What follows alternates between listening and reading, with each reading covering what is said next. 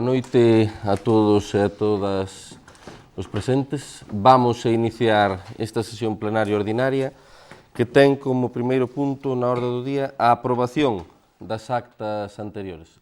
Procedemos, polo tanto, a súa aprobación e pasamos ao primeiro dos acordos, que é a aprobación se procede do acordo dictaminado da aprobación inicial da modificación das ordenanzas fiscais número 1, reguladora da prestación patrimonial de carácter público non tributario por distribución de auga, incluídos os dereitos de enganche, colocación e utilización de contadores e da ordenanza número 17, reguladora da prestación patrimonial de carácter público non tributario por distribución de auga por prestación do servizo do sumidoiro.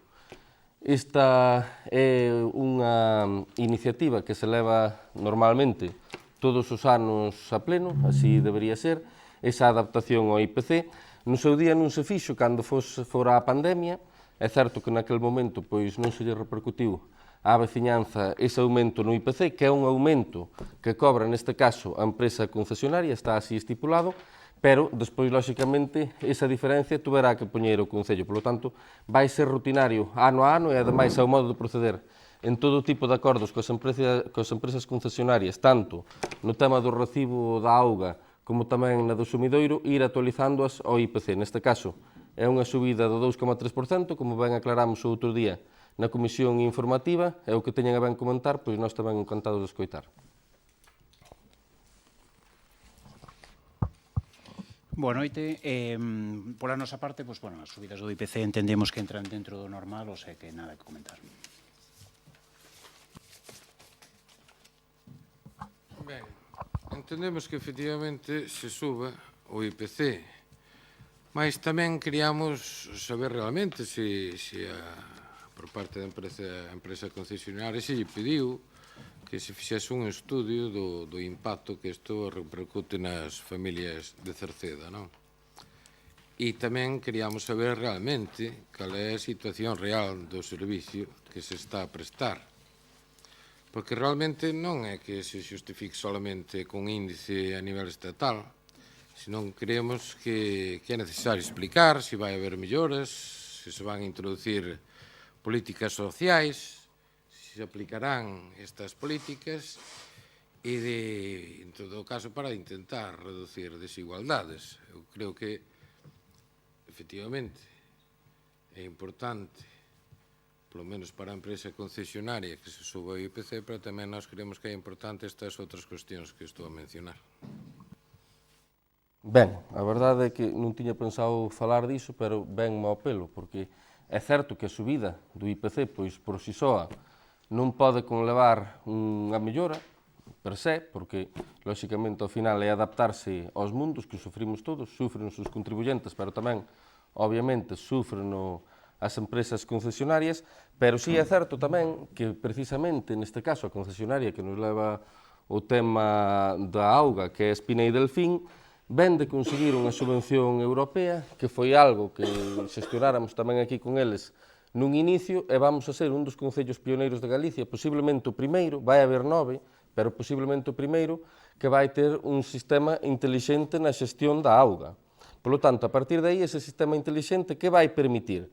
Pois que se poidan detectar fugas, que se poidan detectar problemas que lle están afectando aos usuarios e incluso a nivel social vai detectar reducións de consumo, por exemplo, en vivendas onde viva unha persoa maior soa, que non teña contactos e que nos poida permitir atender ese tipo de problemáticas.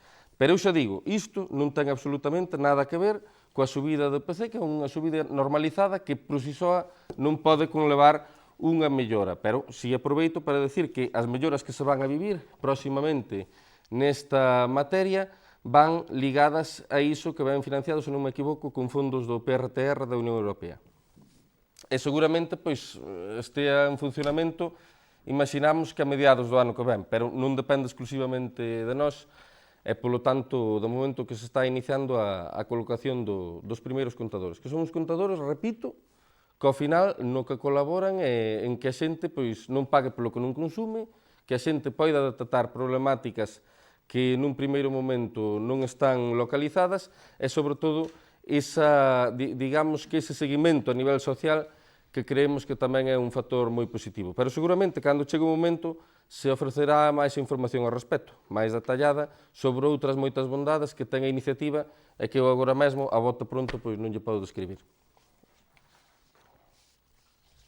Ben, tamén queríamos saber, cando se remata a concesión deste servizo a esta empresa, e tamén se se ten contemplado xa algúns cambios como nas tarifas ás familias máis desfavorecidas e tamén reducción de custos por baixo consumo.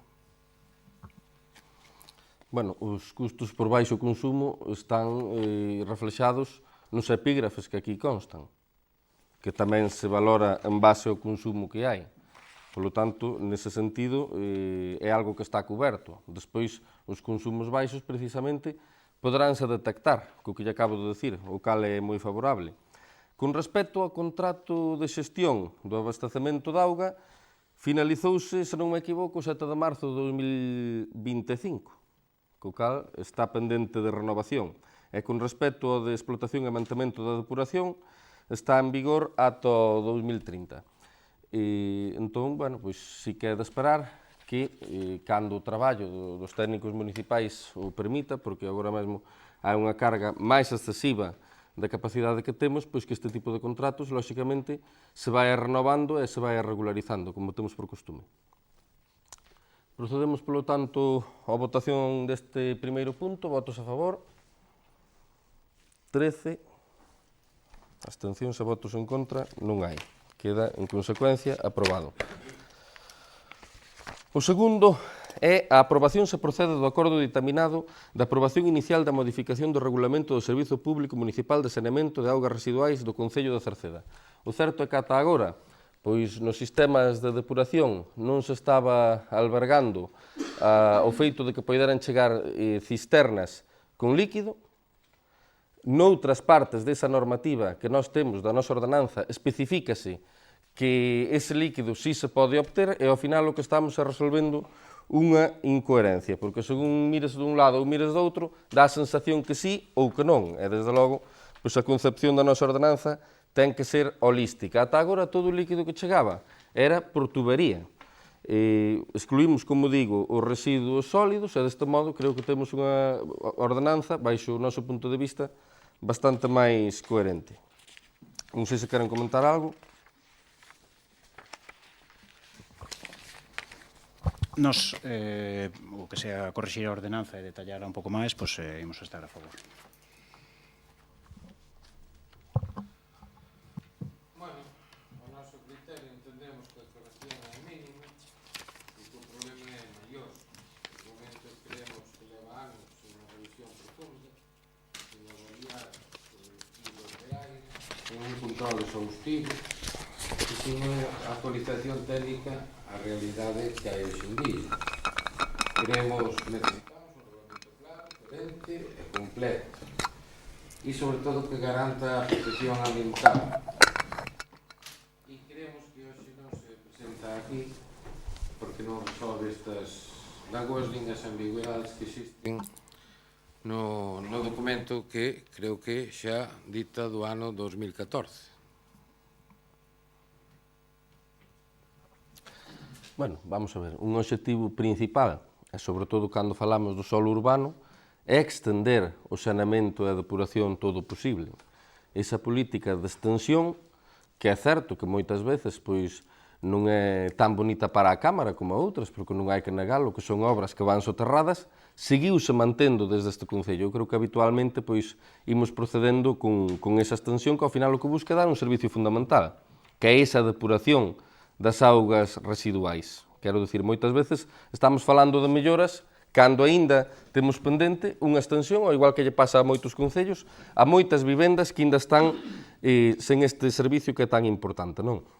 Entón, para empezar, poñer en valor esa parte. Despois, por outra banda, decir que tamén, pois, a longo prazo, esa depuradora que temos en Cobeláns, que está dando servicio ao polígono industrial, que está, sin duda, pois, infraexplotada, infraaproveitada, trataremos de irlle dando un maior peso, irlle dando pois un protagonismo maior, porque ademais é a depuradora máis e mellor dotada, sen dúbida, de todas as que temos no Concello. Creo que o comentaba outro día na Comisión Informativa, e dá servicio a 20.000 personas en potencia. Lóxicamente, estamos longe deso. É certo tamén que nesto hai que facer un baremo en base á industria, que o peso industrial non ten nada que ver co dos habitantes, pero si é certo que se irá procedendo a concederlle un maior protagonismo, iso de nós depende. E despois, por outra banda, tamén dicirlles que, en paralelo a isto, pois, non cabe dúbida que haberá que ir facendo outras melloras no sistema de depuración, un pouco en base ao que vostede comenta, pero isto o que busca é o que antes dixen, non? Ter unha coherencia e poder levar mediante cisterna residuos líquidos ao sistema de depuración, que iso están facendo a través de tubería, e se fai, desde logo, pois coa vigilancia dos técnicos e do Servicio Municipal, non debería ofrecer ningún tipo de problema. Ben, entendo esa coherencia e entendo a súa proposta, mas a resposta que está a decir vostede tampouco non aclara as necesidades reais de actualización deste regulamento. E estou falando dos textos e non xa das depuradoras en sí. Creemos que temos un texto desfasado, con puntos pouco definidos e con implicacións ambientais que creo que debemos tomar máis en serio. Eu creo que facer un control, un cambio, un estudio dese regulamento, que xa digo, xa figura dende fai moitos anos, creemos que é necesario. Pois voulle dicir unha cousa. Revisarémolo. Moi ben. Procedemos, polo tanto, á votación deste punto. Votos a favor. 12. Abstencións. 1. Votos en contra. Non hai. Pasamos agora ao terceiro punto, que se informara en Comisión Especial de Contas que a aprobación se procede do acordo ditaminado da aprobación da conta xeral do exercicio 2024, unha conta que arroxou un remanente líquido de tesourería axustado de máis de 777.000 euros, que xa se levou, como antes decía, a Comisión Especial de Contas, e da cal, calquera cousa que queiran comentar, pois estamos tamén encantados de escoitalos. Bueno, nos, pola nosa parte, revisado o informe de intervención, pues, vemos que hai relacións de facturas con reparos pues, bastante importantes. A 2024/10 ten 656.000 euros con reparos, temos aquí a 2024/27 387.000 euros tamén con reparos, a 29 605.000 euros con reparos, obras como a rehabilitación enerxética do Museo do Moucho, 165.000 euros con reparos. Esta xa é unha aprobación, certificado final reparado, que xa vimos máis certificacións reparadas. As subvencións tamén aparecen reparadas. Isto ven un pouco a conto de que en outros plenos explicóusenos que estaba baixando o importe reparado pola intervención e, sin embargo, nesta conta xeral de 2024, sumando un pouco estes importes reparados, sube a 4.700.000 euros con reparos da intervención. Creo que sobre un orzamento de en torno aos 14 millóns, xa estamos nunha porcentaxe bastante alta. En anteriores contas xerais explicou ao pleno vostede que estaban baixando reparos. Queríamos lle preguntar un pouquiño o motivo de que suba tanto o importe con reparos da intervención. Ben, dúas cuestións moi distintas. Primeiro, gustaríanos por parte do BNG que se nos achegase a documentación debidamente. Porque, mire, esta documentación da conta xeral efectivamente enviouse cando se fixo a comisión esta de contas. Pero para este pleno non veu. Non se nos achegou. Entón, se imos debatir sobre a conta xeral, eu entendo que tamén se achegue esa documentación. Despois, en canto a isto, moitas veces chéganos que un correo que supoño que é automático, que hai documentación posta no tabuleiro de cargos electos. Eu poñome a mirar e moitas veces non vexo esa documentación. Non sei nin cal é, nin cal non é, nin é nada. Entonces, e realmente, eu creo que este é un punto moi serio e eu realmente propoño que se deixe encima da mesa e que se nos achegue esa documentación debidamente. Porque, mire, eu creo que non custa nada tampouco cando se envía ese correo electrónico, que entendo que é automático, que o xerará a aplicación en sí, pero eu creo que tamén se pode decir por parte da Secretaría deste Concello que ela é a documentación que está ali posta. Porque volvo a repetir, chega que tes un aviso, que tes algo, eu teño accedido moitas veces e eu non vexo eso que non sei o que é, porque non pon nada do que é, se está posto ou non está posto. Entón, eu creo que hoxe en día, creo que é bastante fácil achegar a documentación ao debido tempo. Como xa sei que non se vai deixar encima da mesa, porque xa sei, vou dicir a segunda cousa do BNG. Mira, o BNG entende que a conta xeral como unha ferramenta central de transparencia e avaliación da xestión municipal, non como un trámite formal. Interésanos saber como se executa o orzamento, cales son as partidas que se quedan sen usar, que grau de cumprimento teñen os investimentos e cal é a situación económica real do Concello. Sen unha explicación detallada destes elementos non podemos valorar con rigor o estado da xestión municipal. Porque xa digo, a conta xeral non pode quedar nun mero trámite e creemos que se hai partidas sin executar ou investimentos que non se realizan, que os cidadáns merecen saber por qué, e se a situación é baixa debe explicarse e se hai sobrecustos tamén. Creemos que son cuestións básicas. Pero, volvo a reiterar o tema da documentación, porque nin é a primeira vez, nin é a segunda, nin é a terceira. E eu, xa digo, estou cansado moitas veces de que me chegue que teño un aviso, teño que hai ali algo colgado que non se sabe nin o que é. E eu acedo e eu non vexo nada novo. Igual é que son tonto e non sei mirar, que tamén pode ser. Mire, nós tamén hai veces que hai puntos que queremos traer a pleno antes e nos traemos polos mesmos problemas que lle afectan a vostedes. Porque ao final non é unha cuestión dunha decisión desde a xestión política, é unha cuestión totalmente administrativa. E vostedes saben perfectamente igual que a min. É máis, eu ata viña ilusionado, digo de verdade, por debatir unha vez máis sobre unha conta xeral. E que pase esta situación, pois non me agrada en absoluto. Dito eso, as comisións informativas están para algo. E as comisións especial de contas están para algo. E eu non hai nada que hoxe diga aquí que non o poida decir á saída dunha comisión informativa. Porque a miña obrigación é estar ali pertrechado de todo o conocimiento. Para empezar, porque temos que tratar de darlle os datos que vostedes requiran. Cando hai algún dato que desconozo, tampouco hai problema en que os días seguintes poidan ir preguntando ao respecto del, porque enténdese que o pleno precisamente é o lugar ao que se ven con todos os datos acumulados para a partir de aí proceder a un debate político. E eses datos obtéñense das comisións informativas, que están para algo, e non se gravan, pero adoitan durar bastante pouco.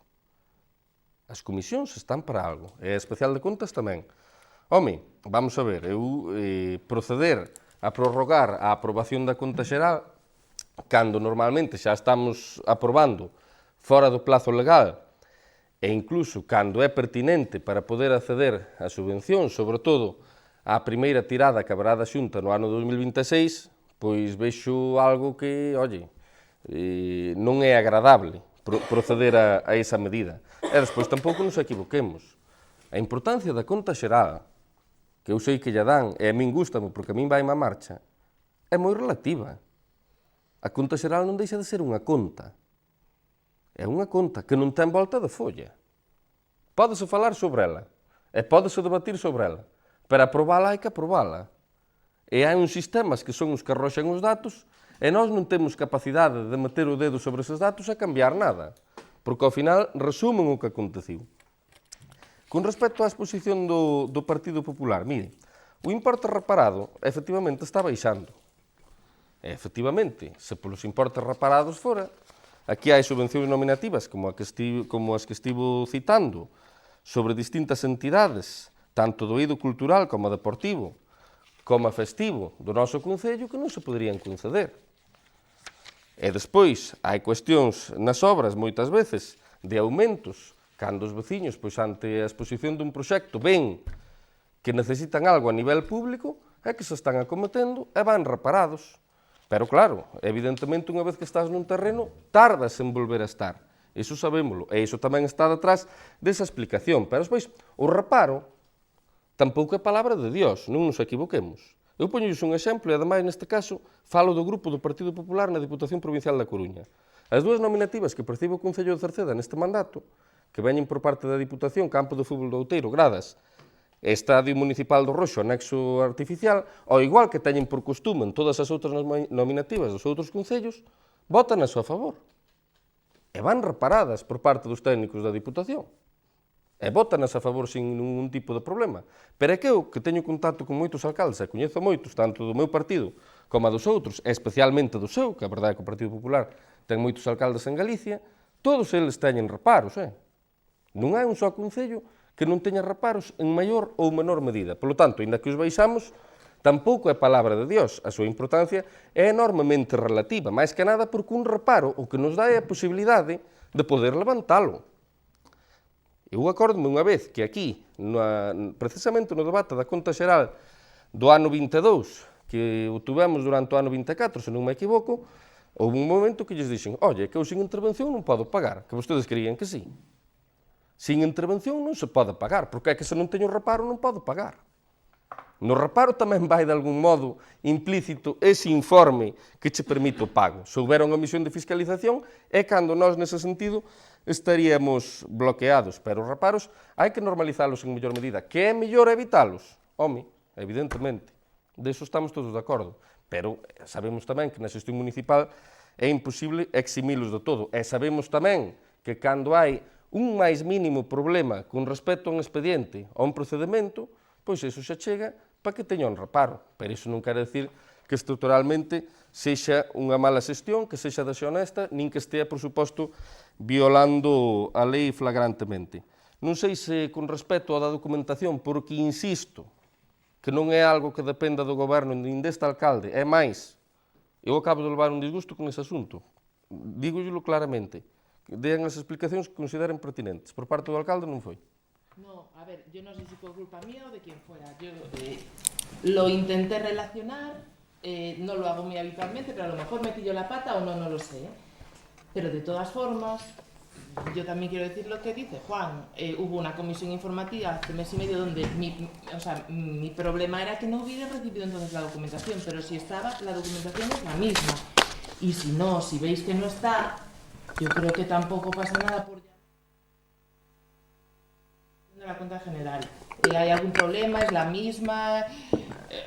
Yo creo que esto puede ser más dinámico también. Que a lo mejor fue un error, no lo sé, lo miraré mañana y tal, pero la documentación sí que estaba todo en la comisión informativa y es la misma. Entonces, bueno, yo si fue un error, mis disculpas, pero yo creo que era muy fácil, nunca hay problema. Oye, que falta tal, pues ya está, pues se os manda y ya está. Lo que sí es verdad, que yo le doy la razón al Alberto, es que es muy poco intuitivo, lo de los correos desde la aplicación. Pero bueno, no nos hacemos aquí. Claro. PEDEC no, yo no lo he hecho. Es el programa de la Diputación, sí, porque a nosotros también nos llegan, cuando convocan, te aparece un documento, un correo que te pone, tiene a su disposición el expediente no sé qué, es muy poco intuitivo, eso es verdad. Bueno, pues eu solicito formalmente que se faga algo a ese respecto. Pero es que no podemos hacer nada, es que... No, pero nada. A mí tampoco me gusta mucho el PEDEC, pero es lo que tenemos. Otras plataformas pues serán peores o tendrán sus defectos, en todo caso no son gratis como esta. Entonces pues, y tendrá también sus defectos. Esta pues PEDEC tiene sus defectos y en todo caso pues yo no puedo hacer nada. Pero de todas formas, si veis que os falta documentación o lo que sea, llamar o avisar o mandáis un correo y os lo mandamos por mail o lo que sea. Sí, efectivamente, eu estou de acordo con eso. Pero eu non sei se me falta documentación cando non sei se a teño que ter ou non.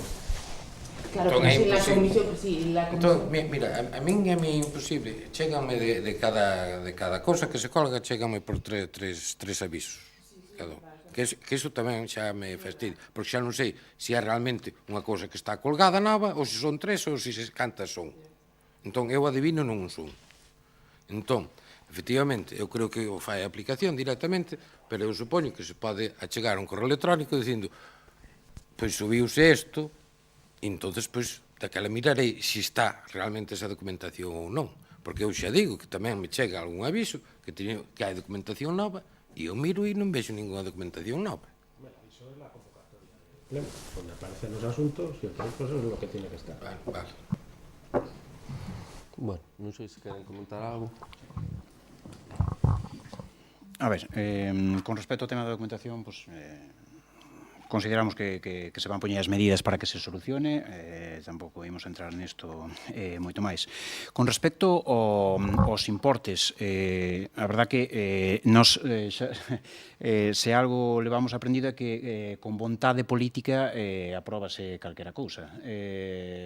Isto vai, pois que prodúcese un levantamento de reparos de forma continuada, pero se nesta conta xeral hai 4.700.000, pasarame como a Alberte, que non acabo de entender como é que está baixando o importe, que o dixo vostede. Entón, xa foi efectivamente no debate da conta xeral de 2023, creo recordar, que vostede dixo que estaba baixando o importe reparado. E xa sabemos que non é palabra que non vai á misa, nin que isto é vinculante, que evidentemente hai cuestións que un alcalde ten que facer para poder resolver e poder avanzar no cumprimento do plan de inversións. Perfecto. Hasta aí de acordo, pero é que este ano son 4.700.000. Entón, o anterior, creo que fora o de 2023, estou falando de memoria, porque recibimos a documentación, vímola con pouco tempo, estábamos no entorno dos 2 millóns. Entón, a pregunta é concreta. A que se refire cando di que está baixando o importe con reparos? Esa é a pregunta. Despois, esta relación de facturas de 600.000 a fase A do contrato da senda peonil Ribasutas a Xermar, 792.000 aparece como importe reparado, outra a 29, 605.000 son relacións de facturas dun importe considerable e solicitamos ver por que siguen estando reparadas con tanto importe. Moitas veces os reparos veñen por actuacións que son cada ano regulares e acabanse facendo con contratos menores. Pois sí, eso xa sabemos, pero vostede díxonos que estaba baixando ese importe e queríamos que nos lo evidenciase, que nos explicase que medidas están aplicando, que xa vimos algunhas licitacións e onde agruparon servicios de mantemento co que estamos de acordo, que o que sea cumplir a lei de contratos e ir avanzando neste sentido, porque está habendo noticias en prensa de alcaldes que lle están sacando os colores polo incumprimento da lei de contratos. Xa con independencia do partido que sea. Nós o que propoñemos é que se avance no cumprimento da lei de contratos, que se vayan dando pasos. As subvencións, explíquenos tamén por que se teñen que dar sempre con levantamento de reparos. Nós estamos a favor de que se fomente a cultura, de que se den subvencións ás asociacións, pero habrá que buscar a fórmula que evite esos reparos todos os anos. Entón, é o que pedimos. Despois, as obras que aparecen no plan de inversións do que vostede tanto presumiu, a depuradora de Meirama, os accesos a Velleira e Boedo, 201.000 e 127.000 cada unha das actuacións respectivamente. Que nos lo explique un pouco por que subimos a 4.700.000 sobre un orzamento de 14 millóns con reparos. Que ca vontade política o van resolver? Sí, pero que nos explique un poquinho esta tendencia. Ben, por parte do BNG entendemos que efectivamente ás veces é complicado, complexo, xestionar toda unha serie de contas sin ter ningún reparo. Agora ben, outra cuestión é a contía deses reparos. Porque temos que dicir claramente que un reparo non é unha nota, nin é un detalle. nin unha observación, nin siquiera un detalle administrativo. Un reparo realmente é unha advertencia formal que indica que hai irregularidades, procedimentos mal feitos ou expedientes que non cumpren os requisitos legais. Eu xa digo que é complicado realmente, ás veces, xestionar todo eso sin reparos. Pero eu xa digo que esta non é unha conta xeral que traia 200.000 euros en facturas con reparos, Estamos falando de moito máis importe. E eu creo que, eu quero dicilo claramente, o BNG di que se hai reparos é que hai problemas de xestión, que hai gastos que están tramitados sin garantías, contratacións mal fundamentadas ou procedimentos que non siguen a normativa legalmente establecida. E xa digo, e entendemos perfectamente que é complicado chegar a un nivel de non traer ningún reparo. Pero outra cuestión é a cantidade de cartos que veñen con reparos sempre aos plenos.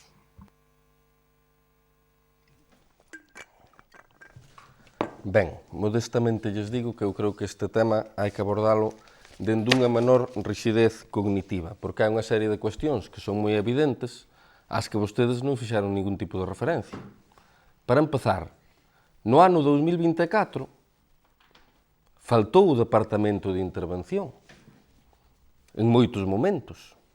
Polo tanto, aínda que para o pago faga falta a interventora, en todos os trámites pertinentes que hai previamente, non sempre está, porque houve moitos meses que non tivemos a ninguén á fronte dese departamento. Pero, lóxicamente, non íbamos paralizar o Concello. Pero, evidentemente, a posteriori, iso consta como reparo. Está claro. Ese é un factor que hai que saber desgranar e telo en conta e que é ausente nas súas valoracións. Despois, o importe reparado baixa, desde que eu son alcalde foi baixando, pero é que é evidente. A maneira de contratar obras, como se foi modificando dentro do que é un importe moi importante, moitas veces en torno aos 3 millóns de euros ano, dende a miña estancia na alcaldía, e foi baixando periódicamente. Pero claro, no 2024 pasaba o que eu lles acabo de comentar. E despois, 2 millóns no 2023, claro, porque hai outro factor que tampouco están tendo en consideración. No 2023 traballouse con orzamento prorrogado, no cal, nese sentido, os investimentos xa quedan capados. E aí xa estás apartando unha cuantía moi importante de diñeiro que vostedes non están tendo en conta. Eu digo todo isto un pouco para que fagan o mapa mental con respecto a esas dúbidas que teñen. E despois eu creo que, levarán aprendido que a vontade política que todo se fai, pero tamén levarán aprendido que os orzamentos non son compartimentos estancos, que é algo que teño dito aquí noutras ocasións. Hai que seguir tamén unha linealidade e ter cintura para valorar todas esas cuestións que están fora das análises. Eu entendo que é complexo, pero as situacións complexas abórdanse tamén con uns análisis que veñen dunha certa complexidade, non con total simpleza, porque senón perdemos a perspectiva. Xermar é un exemplo claro. Xermar é unha obra que sae case por 800.000 euros, ben contratada, con un traballo ben feito, onde hai unha serie de aumentos que fai que case eses 800.000 euros consten aquí. E ao mellor eu non sei de que orden foi, pero pode haber un excedente que sea de 10, 20, 30.000 euros que provocan que todo conte nesa conta. E, polo tanto, xa é un reparo que nas súas contas é absolutamente hinchado. Pero non é un reparo sobre eses 792.000 euros. É un reparo sobre unha serie de aumentos que se dan anexos a esa obra ben contratada e ben tramitada. E despois, que outros alcaldes lle saquen os colores pola lei de contratos, pois, outros alcaldes saberá como lle vai. Eu, desde logo, non me queixo de como me vai a min nese sentido. Eu o que si sei é que, efectivamente, hai outros que lle sacan os mesmos argumentos, e que si son do seu color. E os argumentos que eles esgrimen son enormemente parecidos aos que esgrimo eu. E non os critico. Como os vou criticar?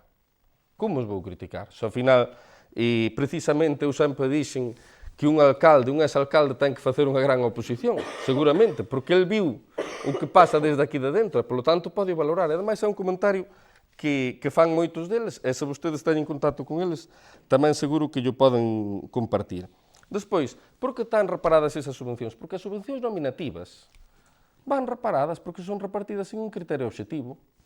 e son repartidas baixo o criterio da alcaldía, pero é que despois non nos equivoquemos. Eu non o digo a nivel personal cos habilitados que aquí temos.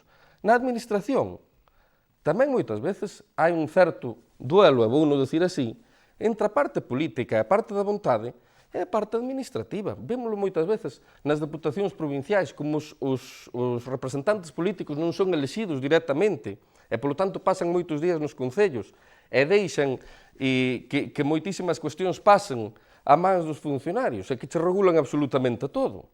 Eu respeto moitísimo o seu traballo, pero eu veño aquí a facer política e a liderar. Non há aquí un papel por unha cuestión que é subsanable me limite a miña capacidade de axudarlle aos veciños naquilo que eles me pidan. Porque eu, desde logo, que non quero pasar sin pena nin gloria. Quero que o noso paso por aquí que se note e que repercuta en beneficio dos veciños e das veciñas e que se transmita tamén esa parte política que é moi importante. Eu non vou suprimir as subvencións nominativas do Concello de Cerceda, moitas das que aí constan, nin a Poseidón, nin a unha ONG, nin as comisións de festas, non as vou suprimir, teño clarísimo, porque é unha vontade política que estamos exercendo e que ademais a levamos en campaña. O sea, non pode ir agora en contra do que nós mesmos vendemos. Porque ao final tamén acabamos caendo ás veces nunha serie de entelequias que por moito que digamos acaban indo ao Consello de Contas. Entón eu creo que a aprobación dunha conta xeral tamén hai que aproveitar para falar daquilo que lle interesa á xente. Eu podo decir que pese a situación onde lle tivemos que adelantar o diñeiro ao IDAE, esa obra da que falaban de Xermar, un 85%, onde as achegas este ano da Deputación dos primeiros trimestres ainda nos están chegando agora. Estamos falando de máis de 800.000 euros que non tivemos da tesorería, onde a achega de tributos do Estado tamén se retrasou. Un ano que é a aprobación do convenio do Sogama, estou falando do presente, ano 2025, pero que tamén en consecuencia, derivado das negociacións, non se cobrou nos primeiros momentos, como adoita pasar noutras ocasións. Pese a iso, o remanente foi positivo e vai seguir sendo. Non teñen a máis mínima dúda. E despois, pese ao peche da central, que é certo que falo moitas veces deso, e xa foi fai 5 anos, que supuxo unha merma aproximada de 1,3 millóns de euros en concepto de bices e de IAE. Ninguén me pode decir un servicio que prestar este Concello a que se quitara. Entonces, detrás disso supoño que hai xestión. Algo houbo, porque estamos falando de 1,3 millóns, que nun orzamento que se adoita aprobar dende que eu son alcalde entre os 9 e os 14, é unha cifra a considerar. Non houve ningún servicio que se quitara. Ao contrario, seguíronse incrementando. Sábano ben, por exemplo, no teu departamento, cada vez máis actividades, en servicios sociais, cada vez máis servicios, os investimentos están á vista, cada quen que os valore, non se lle quitou nada aos veciños e ás veciñas pese a iso. E fomos dos concellos que a nivel fiscal menos foron regularizando a situación e menos subiron os impostos. Ao final, que imposto se subiu nos meus 5 anos de alcaldía? O do recibo do lixo, que creo que veu despois unha moción ao respecto deso, é que se subiu en base á subida do canon de Sogama. Pero todo o demais, porque a regularización, por exemplo, que facemos coa auga e co saneamento, é unha regularización que quen percibe esa contía é a propia empresa. O Concello só subiu o recibo do lixo, perdiu os ingresos do Bices e do IAE da central térmica. Seguiu apostando por investimentos onde en moitas ocasións ten que adiantar o diñeiro. E aínda así, ano a ano, eu augurolle que seguirá sendo, o remanente é positivo. Esa é unha explicación central, unha explicación que é unha árbore. Non é perdernos nas ramas en entelequias que ao final non lle importan prácticamente a ninguén. Procedemos, polo tanto, á votación deste punto.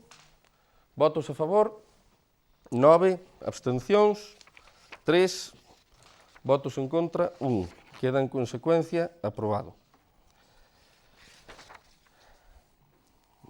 Facemos agora a dación de conta dos decretos de Alcaldía e Presidencia 778 a 976/2025 e procedemos coas mocións, que hai unha do Partido Popular.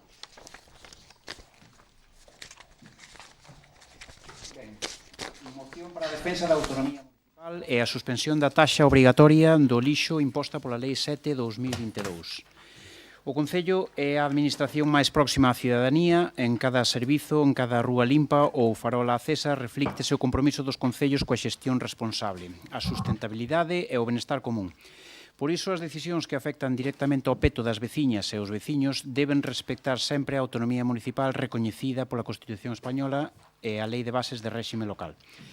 Porén, a Lei 7 2022 do 8 de abril de residuos e chans contaminados para unha economía circular impón a todos os concellos do Estado a obrigatoriedade de establecer unha taxa ou prestación patrimonial que cubra o 100% do custo do servicio de recollida e tratamento de residuos urbanos, suprimindo a capacidade dos municipios para decidir libremente como financialo.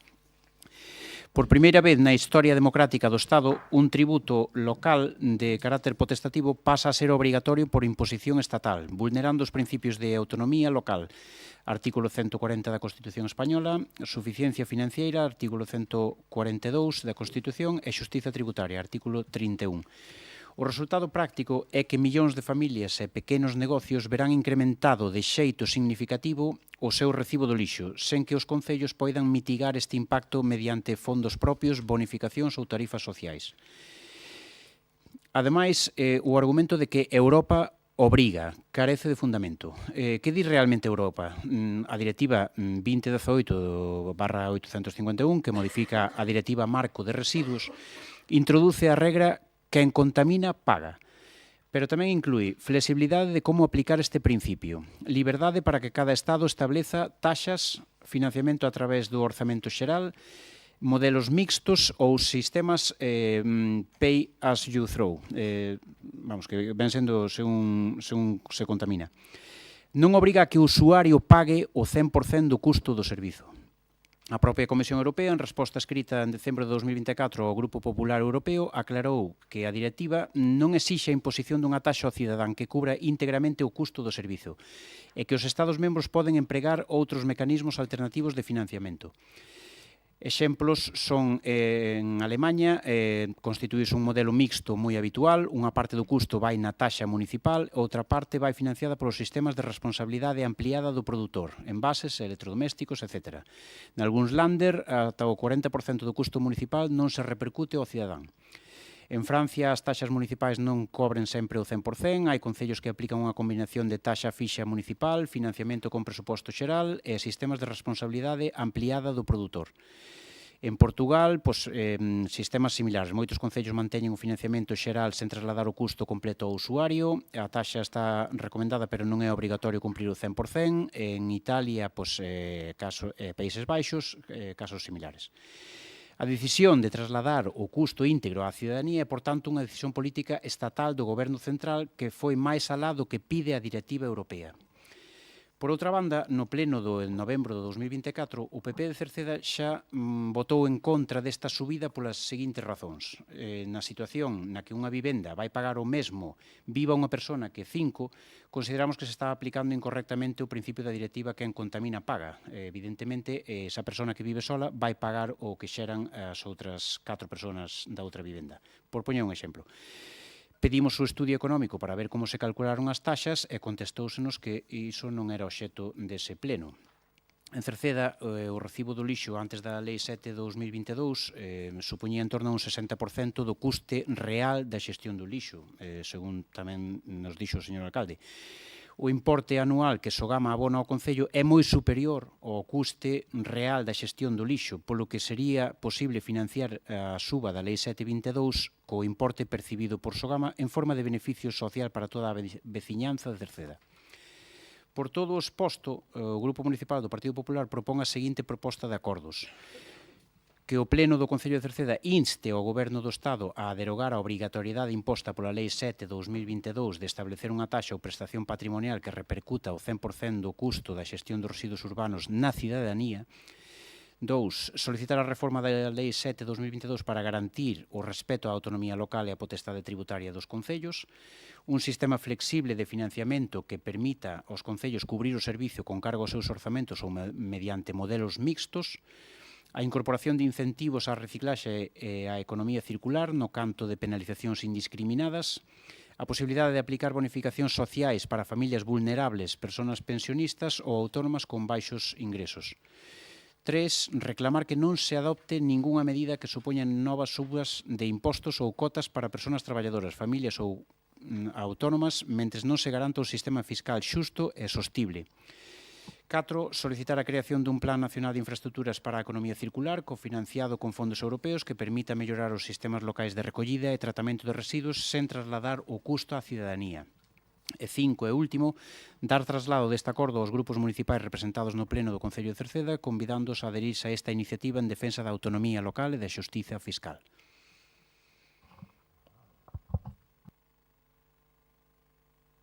Primeiro quería facer unha pregunta se teño unha intervención ou dúas nesta moción. Dúas, de acordo. Ben, o PP de Cerceda pretende presentarse como defensor da autonomía municipal cando o seu propio partido durante moitos anos consolidou un modelo de xestión centralizado do lixo basado nun monopolio chamado Sogama e nunha estrutura tarifaria que condiciona completamente o que poden facer e non facer os concellos. O problema non é a lei estatal. O problema é que en Galiza temos un sistema de residuos dependente dun modelo imposto polos gobernos do PP durante décadas. Un modelo caro, centralizado e sin incentivos reais á prevención e á reciclaxe. Mentras noutras partes do Estado a reciclaxe avanza, en Galiza seguimos pagando máis para queimar o lixo, porque así se deseñou o sistema galego. O PP non menciona que Sogama cobra o que cobra porque así o decidiu o goberno do PP durante máis de 20 anos. Ni menciona que as decisións fiscais e tarifarias da Xunta condicionan directamente o custo dos residuos nos concellos. Ni menciona que Galiza está a cola da reciclaxe. O BNG está a favor dun sistema xusto, estamos a favor da autonomía local, estamos a favor de que quen menos ten pague menos. Estamos a favor de que os concellos teñan marxe real de actuación, pero non imos apoiar unha moción que non identifica os problemas reais nin propón solucións de futuro. Esta moción só busca confrontar co goberno central, mais o que realmente tamén pretende é ocultar as responsabilidades políticas do PP na situación que vivimos hoxe. Por iso o BNG votará en contra. Moi ben. Bastante de acordo en moitos puntos con esta última exposición. Miren, somos un goberno e eu son un alcalde que sempre se sentirá orgulloso de ocupar este cargo, de alcalde de Cerceda. É algo que, mentras teña capacidade e memoria, levarei dentro. Eso teño moi claro. Pero teño en conta tamén que son o alcalde do concello que alberga territorialmente a solución para a xestión do lixo en 295 dos 313 concellos galegos. Co cal, para moitos deles, poder ver o debate desta moción, supoño que ata sería en certa medida emocionante, porque estamos no epicentro.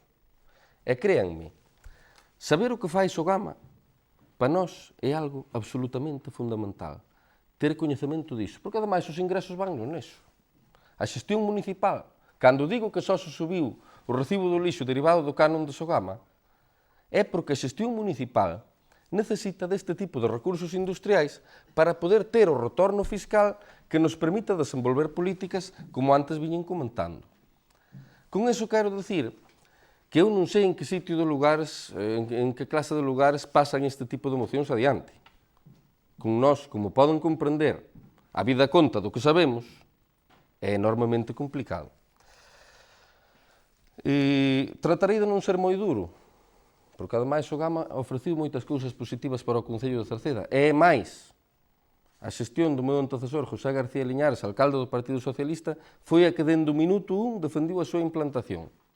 E nós sabemos moi ben de onde vimos, con quen estamos e cara onde imos, pero iso non nos fai negar determinadas realidades que son evidentes. Tratarei de ser moi duro tamén, porque a verdade é que desde que nas redes sociales autonómicas do PP me gaban nos seus vídeos, pois hasta me caen máis simpáticos. E a verdade é que non quero botar todo iso ao chan, obviamente, porque é algo que en certa medida tamén me xera simpatía.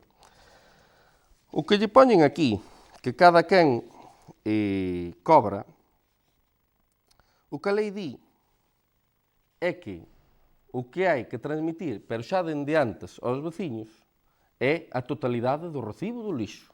Vale? A totalidade do custo que supón para o Concello. Tendo en conta custo derivado do canon, residuos sólidos urbanos, fracción orgánica, e custo derivado tamén da empresa de recollidas. Residuos sólidos urbanos, fracción orgánica e todo. Da súa exposición, ao final, case se concluye que ahora mesmo que están pagando o 100%. No. Díxose dende un primeiro momento que a subida do canon do lixo que se facía dende o Concello de Cerceda era para que o déficit aproximado, que non o mirei, de 200.000 euros se mantivera. O Concello percibe moito menos dese recibo do que gasta na xestión do lixo. Iso é un punto primeiro que quero explicar. Despois, todos os exemplos que din deses países, home, pareceme ben que dende Madrid mandan unha moción que vai por Alemanha, Francia, Portugal, Italia, Países Baixos, e todos os Estados membros teñen abertos procedimentos de infracción por esta materia. Todos. Todos. Os que cumplen ca Directiva Europea e tamén os que non cumplen. Pero todo o que din non se cobra o 100% na taxa. E algúns concellos si aplican a taxa do 100%. Estou vendo aquí casualmente Italia, moi ben, pero Cerceda non. Cerceda aplica unha taxa aproximada, que xa lle digo, non contastei eses datos porque anduve tamén bastante ocupado noutros asuntos, do 60%, e que se mantén en base a esa subida do canon. Despois de aquí, quen contamina paga. Aquí xa pasamos á parte da Cerceda, da exposición de motivos en base a Cerceda. Quen contamina paga, sí, pero desde o punto de vista da xestión da administración. A administración que ten baixo o seu dominio un territorio que contamina, paga. Pero ese principio de que quen contamina paga non é unha filosofía pensada en base ás vivendas ou ao número de habitantes que haxa en cada vivenda, porque despois di a persoa que vive soa está pagando o que xeran os outros 4. Sí, pero é que non sempre hai unha correlación directa. Iso depende de moitos outros factores. Por exemplo, no rústico, se teñen animais na casa ou non. Non é unha correlación directa. E, ademais, aquí o que se fai é algo para o que nos insta o Instituto de Estudios Fiscais. Non é unha decisión que se toma pola nosa parte. Senón, seguramente, poderíamos rizar o rizo e abrir os epígrafes dun modo máis multidimensional e tendo en conta esas cuestións. Pero, ao final, a ordenanza que facemos é unha ordenanza que trae a tesoureira e trae na tesoureira en base ao que a lei establece. Ao final, a decisión política é de manter o déficit, que as cifras podense xogar, pero non que a esencia mesma do documento. Entonces, os coeficientes corruptores fanse en base ás vivendas. Despois, o canon, que en principio subía de 66 a 108, o certo é que nós en Cerceda subimos en urbano de 67 a 95, en rústico de 48 a 78, mantendo o déficit como antes decía. E despois di, o importe anual que Sogama abona ao Concello é moi superior ao custo real da xestión do lixo. Non sei a que importe anual se refiere. Será o do convenio, pero nunca pode ser con esa natureza. Polo que sería posible financiar a suba da Lei 722 do Goberno Central co importe percibido por Sogama en forma de beneficio para toda a veciñanza de Cerceda. Esa suba xa financiou o Concello de Cerceda, afrontando o mantemento do déficit ao que antes facía referencia. Ao final, o que din aquí, nas partes cercedense da exposición de motivos, é incoherente co que viñan dicindo no resto da moción. Porque no resto da moción precisamente viñan dicindo que non se pode bonificar, e efectivamente non existe a figura de bonificar, pero entón non sei por que seguidamente queren que se bonifique algo que por lei non se pode bonificar. E despois tamén unha cuestión a cal quero facer referencia, dende un punto de vista pedagóxico, que é certo que cando o Concello afronta un pago de calquera tipo, o que máis se nota é o recibo. É o tributo que ti adquires do veciño. Pero o veciño, dun modo ou do outro, pagar pago. Non nos equivoquemos, porque os recursos do Concello, en boa medida, tamén veñen dai. Entón, e nós o que interpretamos é que, bueno, que esta é unha moción un pouco en base ao que antes decía Alberto, efectivamente, moi ben descrito, para confrontar con Madrid dentro da súa parte estatal e tamén para disimular o que pasa con Sogama. Porque agora vamos ao interesante. Deixémonos de prolegómenos, vamos falar claro e vamos a facer unhas cuantas cuestións de sí ou non, porque ademais son categóricas e iso para todo o mundo que nos está escoitando é moi gráfico. É máis fácil de comprender e de entender. E vamos dar dinamismo tamén, porque iso xera atención. Quen cobra o imposto derivado da Directiva Europea? Quen o cobra? A Xunta. A Xunta é o axente que cobra. Quen sube o canon derivado de ter que pagar ese imposto? Sogama. De feito, Sogama, e aí está a verdade que demostra como o argumento é correcto, levaba unha serie de anos asumindo e presumindo de que o asumía. Pero non embargantes, cando tiña beneficios, en ningún momento fixo aos concellos partícipes deses beneficios. No momento en que a empresa pública participada ao 49% por unha empresa privada como Naturi, que che pon os postos na cuneta, que pon postos nas leiras dos veciños sin pedir permiso, que cando ti tens que mover un posto tens que pagar 20.000 euros e ainda non che quitan dali, hasta pasar un mes. É a que sube o canon para todo o mundo. Pero cando teñen beneficios, en ningún momento hai unha exención, nin unha baixada dese prezo que afrontan os concellos e que despois, lóxicamente, lle poden repercutir aos veciños.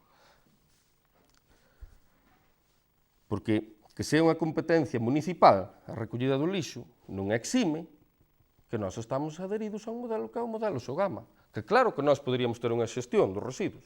Lóxicamente sería algo absolutamente impertinente. É máis tendo o que temos montado aquí en Cerceda. Pero os concellos son plenamente capaces de poder facelo. Cal é a competencia da comunidade autónoma? Autorizar e supervisar. Pero aquí hai unha diferencia. Aquí hai Sogama, Sociedade Galega do Medio Ambiente, que ven para albergar unha solución a todos os municipios de Galicia que se queiran prestar a ela. Neste momento, quedan 2 zonas que aínda non o fixeron. E 18 concellos restantes que están pendentes de incorporar. Que di a Directiva Europea? A Directiva Europea o que intenta que nin se incinere nin se verta. En Sogama está se incinerando o 60%. Está se vertendo o 21%. Cando falan de vertido cero, nos últimos datos que eu teño, máis de 300.000 toneladas foron rebotadas, que a min faime gracia o término rebotadas. Rebotadas da planta cara ao vertedeiro. E 2016 directas. E xa non quero falar máis. Prefiro non seguir tirando por ese fío. 2016 directas. E canto antes se enche o vaso, antes se licita outro contrato, que tamén é curioso. Dentro do punto de vista da regulación económica, canto antes se enche un vaso, antes se licita o contrato. Cal é a cuestión da actualidade máis lóxica a sacar hoxe aquí? Pois que se un analiza os orzamentos da Xunta de 2026 de investimentos para a Areosa, hai máis de 2 millóns de euros. Eu encantado de percibir icio a tasa derivado diso, por certo, que consta no orzamento. Pero máis alá diso, a cuestión fundamental nese sentido é que, pese a todo o que está pasando por verter e incinerar, intención de que eso cambie, parece que non hai. E tampouco me parece moi lóxico os centos de camións que están dando volta cara a unha cidade nos últimos días, cara a unha das grandes cidades de Galicia. A ver se non se entera o alcalde, porque ademais creo que é dos que poñen o grito no ceo. Por lo tanto, a min, a moto, co tema do recibo do lixo, venderánme con outro tema. Co tema do recibo do lixo, garantízolles que non é posible. Pero, evidentemente, está claro que moito para revertir o recibo non fan. E esa é unha primeira idea que tamén quero que quede clara. A intención, os investimentos, máis alá do que é a planta téxtil agora autorizada en Sogama, a intención, os investimentos, é que no ano 2026 sexan íntegramente na zona da Areosa, prácticamente, con máis de 2 millóns de euros, que supoño que será para verter. Non creo que agora monten unha tenda de flores alo na Areosa. Entón, eu de momento, pouco máis teño que engadir que este repaso, que eu creo que ademais que seguro que resulta de interés, máis que nada porque ademais todos os datos son absolutamente certos. E insistir, canto antes enche o vaso, antes se licita. Pero o sistema de vertido segue, e aí é onde ampliamos. Na planta, bueno, pois bendecimos esta planta téxtil, da que desde logo estamos moi de acordo, e insisto, os vídeos poden salir, pero isto digo dende un plano local. Un dos maiores defensores de Sogama hacia fora destas fronteiras son e serei eu, e creo que o goberno que me acompaña tamén. Agora ben, hai determinadas cuestións que aquí non van pasar como noutros concellos, eso que quede moi claro.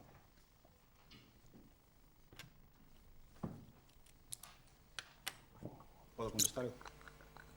Un dos dous. Gracias. Un dos dous. Bueno, boas noites a todos. Sinceramente, quería felicitar ao señor alcalde e ao señor Alberte pola súa gran verbosidade a hora de levar un discurso hacia onde queren e olvidar o tema fundamental que é a subida da taxa municipal da recollida dos residuos. Señor Alberte, o plan Sogama é un plan que se creou, creo, polo ano 90 e pico, igual que se creou o plan Nostián Albada, que proxecto do PSOE, e igual que o plan Lousame, FCC Barbanza, que era o proxecto do Bloque. Ningún deles é mellor que o plan Sogama. Vostedes defenderán os seus números, eu defendo os do Sogama tamén. E garantízolles que os seus non son mellores. De feito, vai por esa instalación de ambos e poden comprobar. Pero aquí non é tratar de enfrentar gobernos, de enfrentar a culpa, pero sí que é certo que quen obliga a impoñer a subida deste imposto é Madrid. E iso temos que reconocerlo todos. Pero aquí non é o tema ese, repito, de enfrentar o goberno central co autonómico ou co local. É o tema de que van subir un impuesto e nos preguntamos se se pode minimizar ou suprimir. Somos aquí en Cerceda directamente os principais implicados con Sogama. Sogama é bo para Cerceda, creo que para todos. Evidentemente, uns beneficianse directamente con postos de traballo directos, outros con indirectos, etc. etc. Calquera dos casos, pois se hai unha ventaja fiscal neste aspecto, hai persoas que non dependen do Sogama, pois, olha, sería moi ben que non poideran ou poideran pagar menos. Así que, por tanto, eu creo que ao final desto non é discutir se é mellor a incineración ou se non é, ou se recicla máis ou se recicla menos. Pero iso xa están outros técnicos, outros debates, etc. etc. Aquí estamos falando de subir o imposto e de pagar máis ou pagar menos. Nós o que pedimos, a raíz desta moción, oye, que se intente pagar menos. Creo que non hai que desviar a atención a un tema político puro e duro de enfrentamento de colores políticos. E por iso decimos, oye, señor alcalde, se de unha maneira ou outra pode subvencionar ou que pague máis quen contamina máis e que pague menos quen contamina menos, non é lógico que nunha casa onde non vive nadie pague o mismo que nunha casa como a miña que hai 3 adultos e 2 nenos. E simplemente pedimos eso, que se analice e que se teña en conta. E olvidémonos da Areosa. Creo que o alcalde que dixo que iban cantas toneladas directas para a Areosa. Na último dato que nós manexamos aquí, 2016. Toneladas directas de residuo para a Areosa. Bueno, pois ese dato é falso. Non, é un dato certo do último ano que eu revisei, podería haber un dato posterior. Pero non é residuo directo, é residuo procesado, un rechazo da planta de Sogama. É o directo, RU directo para a Areosa, cero. Bueno, pero despois contesto aí o tema. Traballo ali e sei con coñecemento da causa. Sí, pero despois contesto. Vale. E, por tanto, olvidémonos da xestión, porque nin FCC Barbanza, nin Albada Nostián Coruña podo presumir de ser mellor que a Sogama. E eu vou defender o modelo Sogama, pero non porque sea do PP, é porque conozo. Conozo a planta de Cogersa de Asturias, a de Mar de Cantabria, Gersul de Castilla e León, e as plantas da Comunidade de Madrid. E non, precisamente, son moito mellores. Pero, se digo, non desviemos a atención, aquí estamos falando de subir ou non subir a taxa da basura. E iso é o que pedimos, que se teña en conta todo o que expuxo na moción o meu compañero Alfonso, e se pode, pois, axustar esas tarifas. Gracias. Efectivamente, non vamos desviar a atención. Vou contestar ao compañeiro do partido. Cerceda non pague ningunha taxa polos residuos. Dende o ano 95. O levamos pedindo. Entón, non me van dar a min clases de honestidade ou de coherencia. Porque entendemos que os nosos veciños non deberían pagar esta taxa do lixo precisamente porque Cerceda leva soportando a carga ambiental e social asociada á ubicación do complexo de Sogama. Esta histórica posición que ten o BNG reforza aínda o que dixen antes e o que vou dicir agora. Porque realmente o BNG quere un sistema de residuos xusto, descentralizado, con compostaxe, con recollida separada e adaptación ao territorio galego, no que a carga non recaia sempre nos mesmos. E mire, Galiza está a cola do Estado en reciclaxe. Só reciclamos o 17,63% con datos do ano 21, cando a media estatal foron 10 puntos maior. Soamente Melilla está por debaixo de nós. Soamente Melilla está por debaixo de nós.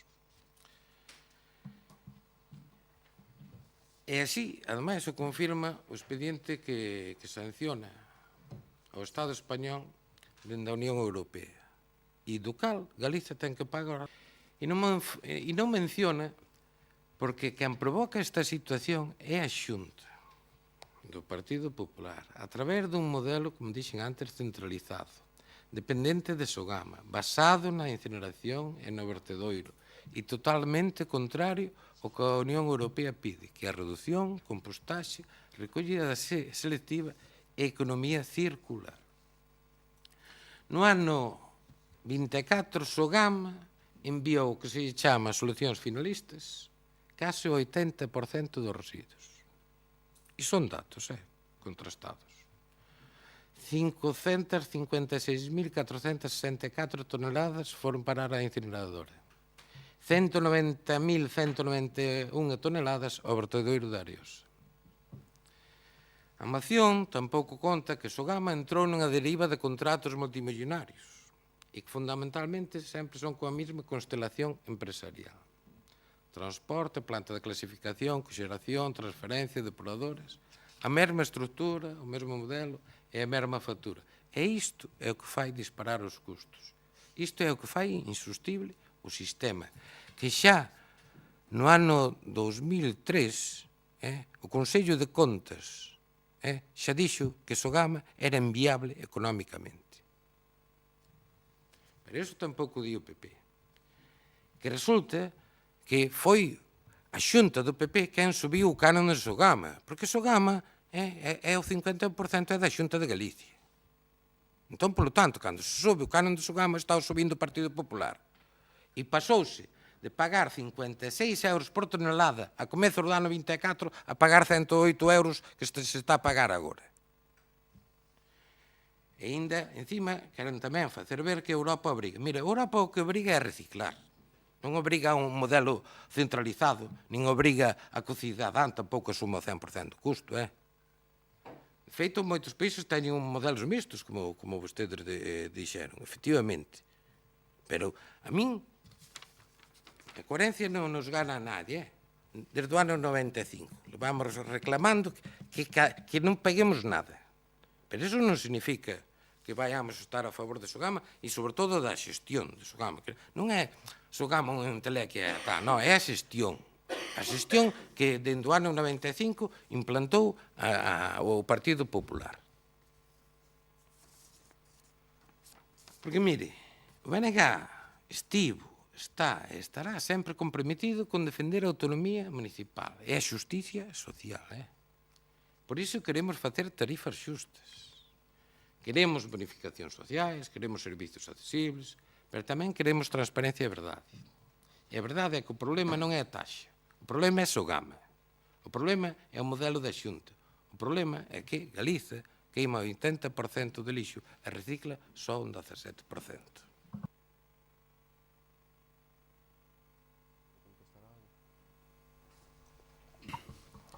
Volvemos ao mismo, volvemos a falar da gestión, pero aquí estamos falando de subir ou non subir o imposto.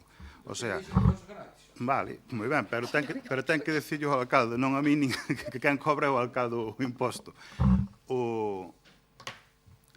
E xa sei que o tema de incineración ao mellor non é a mellor solución, pero ahora mesmo é menos mala, non? É moitas veces tamén como cando din o plástico contamina. O plástico é un material que máis veces se pode reciclar. Pero, sin embargo, métenos na cabeza que contamina. Contamina se tira fora do circuito do reciclaje. Senón o plástico pode reciclar 1, 2, 3, 4, cantas veces queiras. E o tema de incineración é igual. Ahora mesmo, é o plan que temos. Será o mellor ou o peor? É o que temos. E aquí estamos falando da subida da tasa, non de xa incineración, o seu reciclaje, etc. E os datos que vostede ten, defendes vostede. Eu vou defender os meus, como dixo o alcalde un día. Ele vai defender os seus números, e nós imos defender os nosos. E ese sería outro debate político que podíamos ter aquí e que duraría horas. Pero aquí vamos a falar de mellorar o imposto da tasa do lixo, que é do que tratamos. E nós o que intentamos con esta moción é que se cobra menos aos veciños. E sendo de Cerceda, pois tamén pedimos, igual que usted, Alberti, que Cerceda, pois, ao mellor sería que non se pagara nada. Pero, bueno, deixámoslo aí. Ben, mire, defenderá os seus números, pero o número non dou ningún. Negou o meu do vertido directo do 2016, ou sea, de 2016 toneladas, que é real. Pero se dende un principio ese vertido directo lle quitei toda a importancia do mundo. Se falei das máis de 300.000 rebotadas, porque se falamos de non desviar a atención, eu creo que quen tratou de desviar a atención sobre cal é a razón estrutural do noso argumentario foi vostede. Despois, sinceramente, foralle mellor que falara Alfonso. Non porque fale mellor, que eu aí non me meto, pero foralle mellor, porque que me diga que vostede sempre vai defender as contas do Sogama, pois vostede saberá porque vai defender as contas do Sogama. Pero, non, dixo os números ás contas, sería un lapsus, como tuvo Feijóo. Non, eu non o interrompo, isto é cando fala. Usted revise o vídeo, ou dixo os números ou as contas, non dixo o modelo Sogama. Houve un momento en que dixo que iba a defender os números ou as contas do Sogama. Eu digo, vostede saberá, eu aquí veño a defender os números e as contas do Concello de Cerceda, pero independentemente dunha palabra ou doutra, tamén lle digo, ao final o importante é a actitud, é o que se percibe, moito máis alá das palabras que podamos decir, que seguro que en moitas ocasións son equivocadas, incluso as miñas, pero dixo ou as contas ou os números, iso teño claro, eu creo que dixo os números, xa verá despois.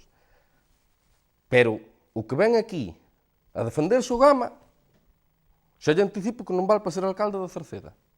Porque unha cuestión estrutural para quen é alcalde de Cerceda é poñerlle os puntos sobre as is. Obviamente, como todos podemos entender, a Sogama.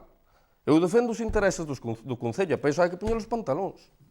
Cando temos determinados contenciosos por motivo de icio, por motivo de IAE, seguro que eles creerían que aquí houbera unha visión tamén dócil ao respecto disso, pero eu teño moi claro a quen defendo, e teño moi claro quen me pon aquí. E son os veciños e as veciñas de Cerceda. Iso que quede claro. E insisto, o dato que eu antes dei é real, non sei de que ano é, pero é dun dos últimos 4 anos, onde o vertido directo foi 2016, pero o vertido rebotado foran máis de 300.000 toneladas, e hoxe en día ainda hai centos e centos de vagóns de tren que están dando a volta, que antes dixen de camións, digo a verdade, de vagóns de tren que están dando a volta para unha determinada cidade de Galicia, porque non hai capacidade de gestión, pero se siguen invertindo na areosa e non siguen invertindo en reciclaxe, e se despois falamos a Directiva Europea, pois mira, independentemente de quen tuvera a culpa, a Directiva Europea, que iso se yo expliquei nun primeiro momento, porque Sogama é dona de sí, e cando ten beneficios non nos repercute aos concellos, independentemente de quen fora a cuestión da Directiva Europea, un modelo para solucionalo é empezar a reciclar, e non seguir incinerando e vertendo. Despois, insisto no principio de que quen contamina paga é algo a nivel administrativo, non é algo a nivel individual. É un principio que consta nas normativas, pero é a nivel de quen alberga os determinados territorios desde un punto de vista de xestión administrativa.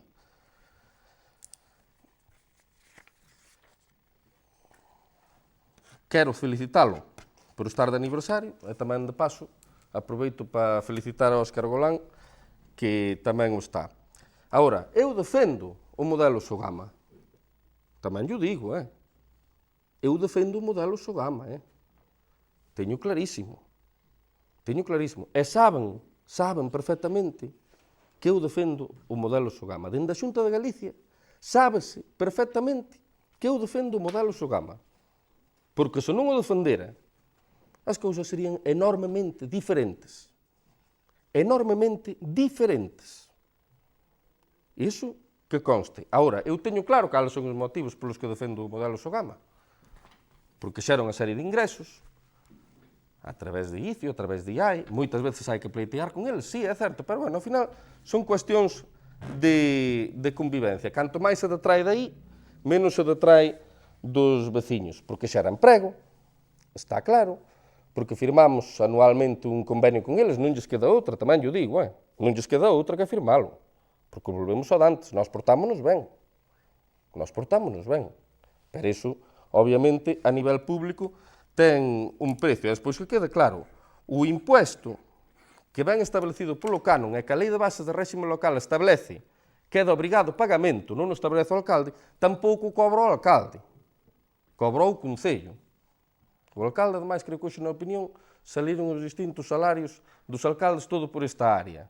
O sueldo do alcalde vai ser exactamente o mesmo. Iso xa digo desde un punto de vista filosófico, porque moitas veces a dereita, faino especialmente nos últimos anos, tal fulano se forra, a administración se forra, el non sei que se forra. No. O sea, se forra. Vamos a ver, son recursos públicos para aplicar en beneficio do conxunto da cidadanía. Porque cal é o maior baluarte da representación pública dos veciños e das veciñas? O propio Concello, a propia administración. Por lo tanto, ser delicados un pouco nese tipo de exposición. E despois, o que pide o BNG de eximir do recibo do lixo, xa me gustaría, pero a Lei de Bases de Réxime Local non o permite. Si que é certo que a subida do recibo, que foi unha subida consensuada con outros concellos daqui da volta, houve algún que decidiu subir máis que nós, pero houve moitos que subiron no entorno no cal estamos nós. É unha subida que a fixemos o máis lixeira posible, para que se mantivera o déficit que xa o Concello tiña dentro do que é a xestión da basura, tanto no que ten que pagar a Sogama, como o que ten que pagar a empresa suministradora. Pero, volver a insistir, quen cobra o imposto? A Xunta. Quen sube o canon cando ten pérdidas? Sogama. Cando ten beneficios, non o sube. Sigue vertendo. Sigue incinerando. Entón, pois é difícil pensar que as cousas van ser de outra forma, sobre todo cando, volvo a insistir, eses investimentos da Areosa, que volvemos á dicotomía, nós, por un lado, vémolos ben, desde o punto de vista dos tributos municipais, pero, por outro lado, denotan que a intención pois, está clarísima é seguir vertendo. A consideración da Xunta cos concellos? Ninguna. Servicio de axuda no fogar, hoxe en día están licitando a 27 euros, pon 12. Parece ser que se cadra suba a 14. O que temos falado aquí moitas veces das escolas e dos centros médicos. O Fondo de Cooperación Local, prácticamente conxelado, dende que Alberto Núñez Feijóo entrou de presidente da Xunta. Consideración cos concellos, moi pouca ou ninguna. E polo moito que intenten disimulalo, ou por moito que intente vir aquí a esgrimir uns datos que eu non sei nin se datos houve, que escasearon e non estiveron presentes, pois nadie vai poder disimular esa cuestión. Non sei... Vamos proceder á votación da moción. Si está aquí, estamos enseñando Cristina, no ano 2022, Sogama recibiu 783.725 toneladas, conseguindo tratar no seu complexo 781.710, desas moitas foron rebotadas, e vertendo de forma directa tan só 2.016 toneladas, é dicir, un 0,25%. Eu falaba dos das rebotadas, a nota é da Sogama, Xunta de Galicia, non é Nós Diario, nin nada que sexa sospechoso. Procedemos á votación deste punto, da urgencia deste punto, votos a favor, 13, abstencións e votos en contra non hai. Procedemos, polo tanto, á votación da moción, votos a favor, 3, votos en contra, 10, queda, polo tanto, rexeitada.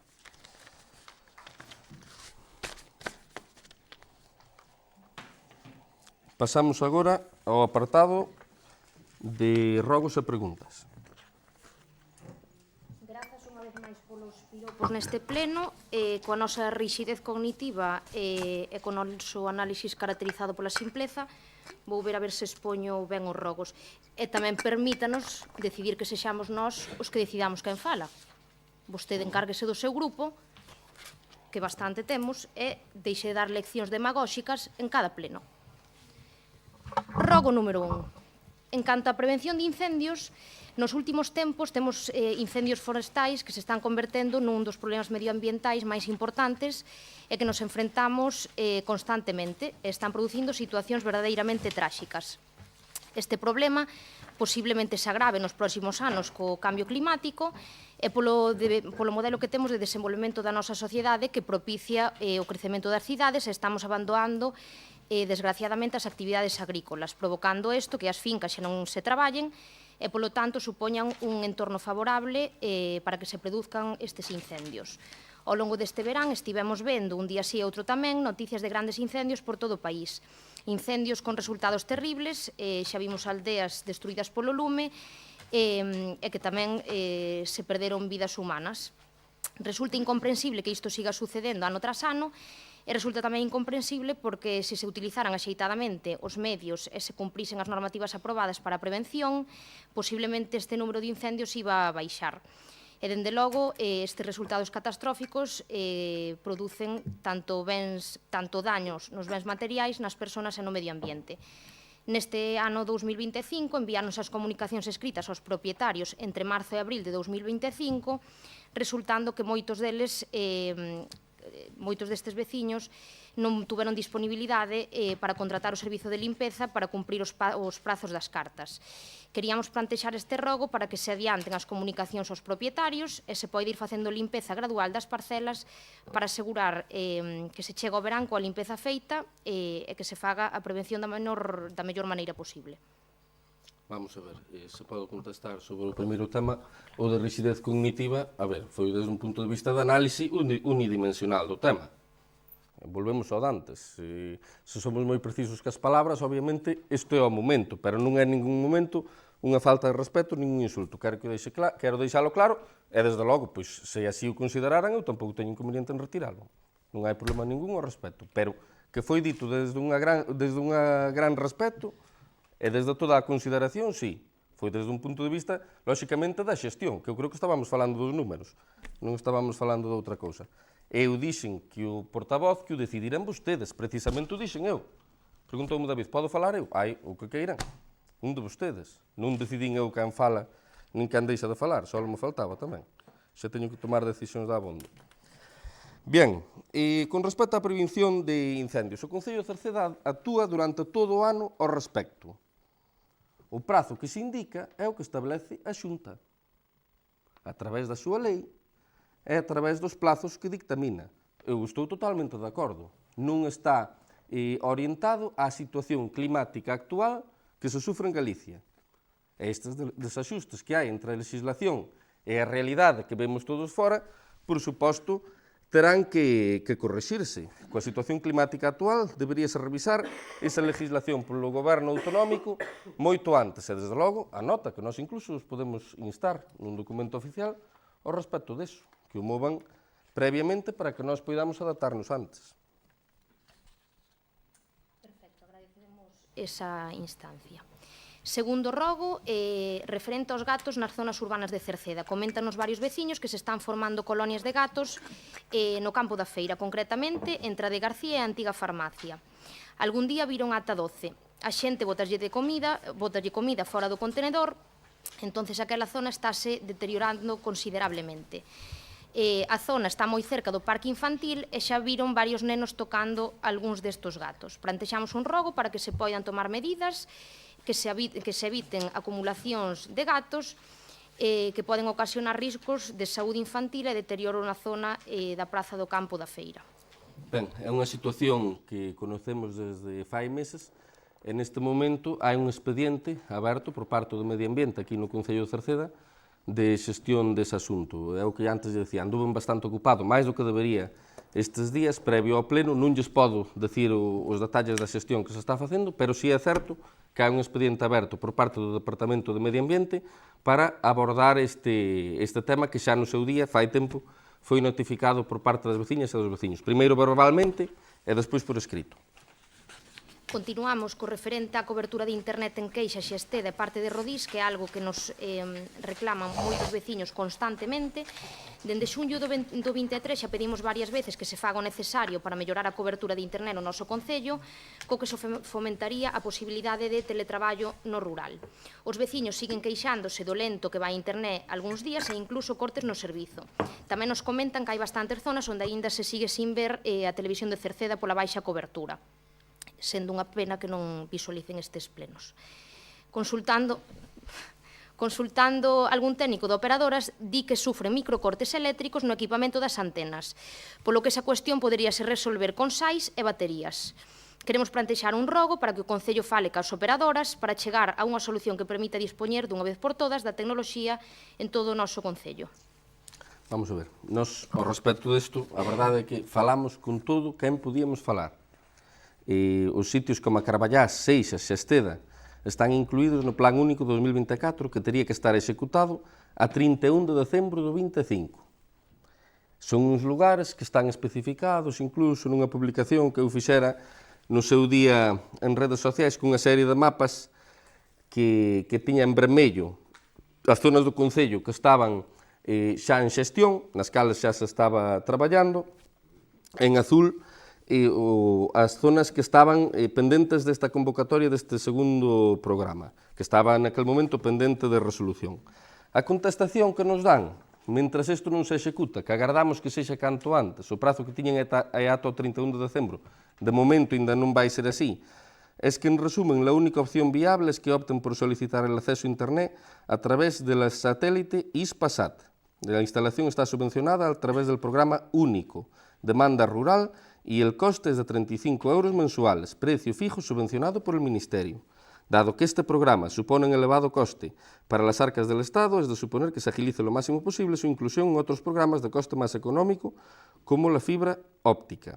Esta é a última información que temos. Nós, de todos modos, con respecto a este tema, fixemos grandes xestións en moitas zonas. Por exemplo, toda a zona de Rego da Iña pudo cruzar o cable a través da vía do tren polas xestións que nós fixemos con a DIF e que puntualmente lle fomos comunicando aos veciños e ás veciñas. Por qué? Porque era un programa que xa se executara. Esa zona estaba aí pendente, non tiñan a autorización da DIF para facer ese paso, entón executaron todo o traballo sen contar con esa parte, porque, lóxicamente, tiñan os prazos de resolución que tiñan que resolver previamente. Nós fixemos a xestión con a DIF, autorizáronse eses pasos e estamos sempre encima de todas estas cuestións, sabedores de que non é da nosa competencia, pero obviamente sí da nosa incumbencia. Con respecto ao da tele, pois en relación a microcortes en los sistemas radiantes da Radio e Televisión de Cerceda, isto lóxicamente son escritos que nos mandan quen está nesto, neste caso é o editor da Radio e Televisión de Cerceda. Non existe ninguna incidencia a ese respecto. Funcionan con normalidad, salvo averías esporádicas. Si existe problema de cobertura de la señal de la Radio y Televisión de Cerceda en algunos puntos del concello debido a la orografía y la masa arbórea. Se pretende solucionar con la ampliación de potencia y orientación del sistema radiante. Actualmente están en funcionamento un emisor en Monte Castillo e repetidores en Villanueva e en Meirama. O certo é que o despregue do 5G tamén está afectando a todas as coberturas de todas as televisións neste momento. O despregue do 5G. E así se nos van reportando. E as parroquias, as aldeas que quedan fora do programa que acaba de mencionar? O sea, da lista que dou, que solución teñen a corto plazo? Vamos a ver, a noso que nos trasladaron é que nos seus programas e no horizonte que les plantean que está todo o Concello coberto de cara ao futuro. Que está todo o Concello completamente coberto. Hai que agardar, lóxicamente, que todo iso se xestione e se tramite. Cuarto rogo, mandámoslles unhas fotografías da entrada do Centro Médico da Silva, onde se pode ver que diante deste centro médico estáncase abundante auga provocada pola chuvia, pero que entañe risco de caídas, sobre todo da población máis envexecida que a que acude a estes centros. Polo tanto, plantexamos un rogo para que se adecue o acceso de forma que esta auga poida ser evacuada. Sí, isto no seu día xa mo transmitir a David, persoalmente. Claro, nós aí estamos pendentes da xestión dun convenio 50-50 porque o inmoble era da nosa titularidade, pero, lóxicamente, a competencia sanitaria é da Xunta de Galicia para desenvolver unha serie de melloras en todo ese edificio. Se vemos que se retarda, pois abordaremos cos nosos obreiros esa actuación. Se vemos que se retarda, senón xa está incluída. O seguinte é referente ás a rotonda neste caso do Esperón e tamén da senda peonil de Ribasoutas a Xermar. A rotonda que está na entrada do Concello creemos que pode ter unha mellor calidade estética, mellorando a visibilidade e o control desta visibilidade se elimina esta moi abundante. Polo tanto, pedimos que se tomen medidas con esta rotonda e, por outra banda, no pleno de xullo comentouse que a senda peonil Ribasoutas a Xermar estaba sen entregar aínda pola empresa e que se lle ia pedir a eliminación da vegetación ao adxudicatario antes de que fixerse esta entrega. Estamos en novembro e sigue empeorando. Solicitamos que se tomen medidas para manter esta obra en perfecto estado, dada a súa recente inauguración. En base á rotonda do Esperón, a visibilidade e o control da vegetación é competencia autonómica. Prepara tamén, Cris, un escrito para trasladarlle á Xunta, como xa temos feito noutras ocasións, distintas interlocucións con eles ao respecto deso. E despois, con respecto á senda de Ribasoutas a Xermar, no seu día, cando se entregou, efectivamente limpouse, pero desde iso, periódicamente, limpouse varias veces. Eu outro día, o domingo, iba con meu pai a unha comida á Silva, creo que podo compartilo, eu xa me fixei que estaba chea de follas, pero é certo que en outono é moi difícil estar encima permanentemente con toda a caída da folla que hai, pero periódicamente seguirase facendo, e xa se veu limpando en determinadas ocasións. Que pasa? Que neste momento, non cabe dúbida, unha semana é moito. Non nos referimos a follas, a silvas e outra maleza. Seguinte rogo, nos últimos meses, veciños e visitantes véñenos comentando a presenza frecuente de xabaríns na contorna do lago das Encrobas, especialmente polas tardes noites, coincidindo co uso da senda peonil por familias, nenos e persoas que salen a camiñar ou a facer deporte.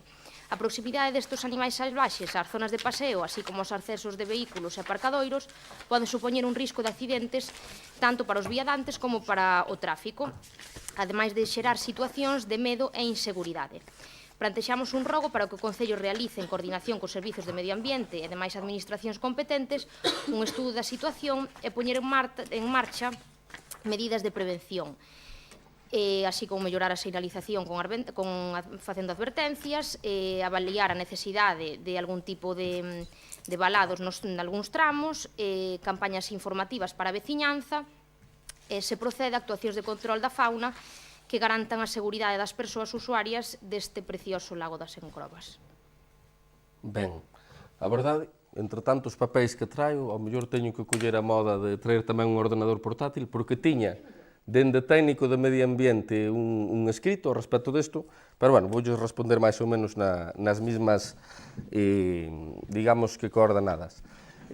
O tema do control do xabaril é unha competencia da Xunta de Galicia.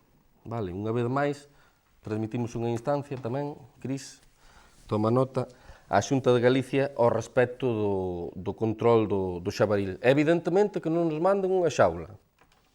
A xaula, xa temos debatido sobre esa cuestión aquí moitas veces, se queren que a poñan eles, pero nós, todo o apoio que poidamos ter nesa cuestión, perfecto. Despois terán que ver con Limeixa tamén a xestión dos terreos, porque toda a xestión deses terreos que hai de arredor, de momento, corresponde a Limeixa. Nós, no que humildemente podemos facer, viñemos xa gestionando con eles, dentro do que é a escombrera de Naturgy, da escombrera de Limeixa, unha batida, non fai moito, que a verdade é que causou a morte de bastantes exemplares e incluso a súa dispersión. Non só a morte, senón tamén esa dispersión que fai que vai a cara a outros territorios. Pero, polo demais, hai que darse conta que o problema do xabaril é un problema integral. É un problema que hai en Galicia, que lle corresponde á Xunta de Galicia, que hai nos espacios urbanos, que é curioso, e tamén nos espacios rústicos. En canto ao tema da valoración do propio sinal, pois se hai un sinal específico do xabaril, dentro deses 15.000 euros que agardamos normalmente cada ano orientar as sinalizacións dese tipo ao longo do Concello, tamén falo dos TOS e do CEDA ao paso e todo, se está dentro das prioridades que se establezan, pois, lóxicamente, tamén se podería valorar o feito de incluílo. Pero, bueno, neste sentido, o que faremos é outra instancia ao respecto da cuestión e tamén poñernos a disposición. Nós tivéramos xa comunicación a principios de ano deste tipo de problemáticas no lago, incluso con un correo electrónico moi curioso que nos chegara ao propio Concello e compartimos tamén esa preocupación. E o último rogo, un dos máis importantes, referido a actividades inclusivas para nenos e nenas con diversidade funcional. No noso Concello organízanse ao longo do ano diferentes actividades para persoas maiores, excursións, saídas culturais, teatro, obradoiros. Parecen-nos iniciativas moi positivas e necesarias para fomentar o envellecemento activo e a convivencia. Pero tamén hai familias con nenos e nenas con diversidade funcional que nos trasladan que botan en falta actividades específicas ou adaptadas ás súas necesidades. Propostas de lecer inclusivo, obradoiros con apoio especializado, actividades deportivas adaptadas, ou mesmo eventos culturais, teatro, cine, contacontos, cun formato máis accesible para eles. Plantexamos un rogo para que o Concello estude en coordinación coas AMPAs, centros educativos, servicios sociais e asociacións especializadas a posta en marcha dun programa estable de actividades inclusivas para estes nenos, garantindo recursos de apoio, con persoal formado para ilo, con accesibilidade e transporte se é preciso, e facilitando así a participación real destas familias na vida social e cultural de Cerceda. Ben, nós agradecemos sinceramente pois, que valoren tamén esas políticas que desenvolvemos, digo yo con toda a sinceridade, e estudaremos liñas de financiación que a Xunta ofreza sobre esta cuestión, vale, que é unha competencia autonómica. E digo iso porque, a parte do que antes falábamos, da cuestión do SAF, desa infrafinanciación que dentro do Concello pois, se sofre, tanto este como outros, hai cuestións que estamos acometendo neste Concello que non se fan en moitos dos outros, como é, por exemplo, que a festa dos maiores sexa gratuita, que a taxa das excursións siga bloqueada na mesma cifra que fai moitísimos anos en 22 euros, que, lóxicamente, se non se revisan, é difícil acoplar novas políticas á nosa oferta, non? E a mí o que se me trasladou desde Servicios Sociais, bueno, é unha cuestión opinable que xa se falara aquí no seu día, os nenos e nenas con diversidade funcional non hai que excluílos e non integralos. Todas as actividades do Concello son inclusivas, tanto as extraescolares, campamentos, piscina e obradoiros. No momento que nos lo comunican ou se detecta, poñemos monitores especializados para apoio da actividade. En todo caso, eu xa digo, vamos a explorar as liñas de financiación, ademais, sempre os principios de ano son prolíficos en canto a novas medidas que poidan vir do eido autonómico, e se ven algo que se poida adaptar, pois nós, por suposto, que a favor de poder incluílas. Seguimos coas preguntas, antes un inciso, se me permite, respecto por alusións, na cuestión da moción, a verdad que me quedei con ganas de falar, bueno, se pode valorar a posibilidade de estudiar, pues, ampliar o número de turnos de intervención nas mocións, pues, bueno, poderíamos seguir nesta liña de conseguir dinamismo e xerar interés que compartimos completamente. Empezamos... Digo que considera se quere, nun turno, evidentemente, porque non imos... Se quere, digo que considera. No, que se o considera para próximas mocións ampliar os turnos. No, os turnos van ser sempre dous. Vamos a ver, os turnos... Porque sabe cal é o que xera iso? E aquí hai varias cuestións. Unha, o que se establece é que sexan dous. Lóxicamente, todo o mundo pode quedar sempre pois, coa necesidade de decir unha última palabra, porque cree que dicindo unha última palabra quede por un riba. A última palabra, con sorte ou con desgracia, corresponde ao alcalde. Moitas veces con responsabilidade, porque moitas veces tamén envexo poder vir a falar aquí sin responsabilidade de xestión, porque iso, lóxicamente, pois, dache toda unha amalgama de posibilidades de discurso que cando tes unha responsabilidade non as podes desarrollar. Pero o que vamos a facer é manter eses dous turnos. Vostedes decidan quen queren que fale, e nós sin problema. E, ademais, turnos sin límite, que eu creo que debo tamén poñelo en valor, que en moitos lugares non é así. Procedo entón coas preguntas. A primeira pregunta, tamén na liña de xerar dinamismo, era preguntarlle se nos pode facilitar o resumen dos acordos adoptados nas 4 xuntas de goberno local de setembro e outubro de 2025. Hai 2 por mes, entón, para non ter que pedirlle as actas e a documentación que dá traballo, se nos pode resumir. Miren, o que houve é o 10 de setembro, padróns tributarios da Escola Infantil Municipal, do Verán Saudable, dos Vados e do Viveiro, e axudas á escolarización. Aprobáronse aí distintas axudas á escolarización de nenos e nenas da Cerceda. 25 do 9, licencia dunha vivenda, padrón do Servizo de Axuda no Fogar, axudas á natalidade e axudas á escolarización. Tamén, o 8 de outubro, padrón do Viveiro, da Escola Infantil e do Servizo de Axuda no Fogar, e tamén a aprobación das axudas á natalidade. E o 22 de outubro, unha licenza para unha vivenda, unha licenza dun animal perigoso, padrón de Bos Días Escole, resolución definitiva, axudas á escolarización e subvención a entidades deportivas, etc. Que é unha línea que sacamos agora, que no seu día fixemos a modificación de crédito aquí en pleno.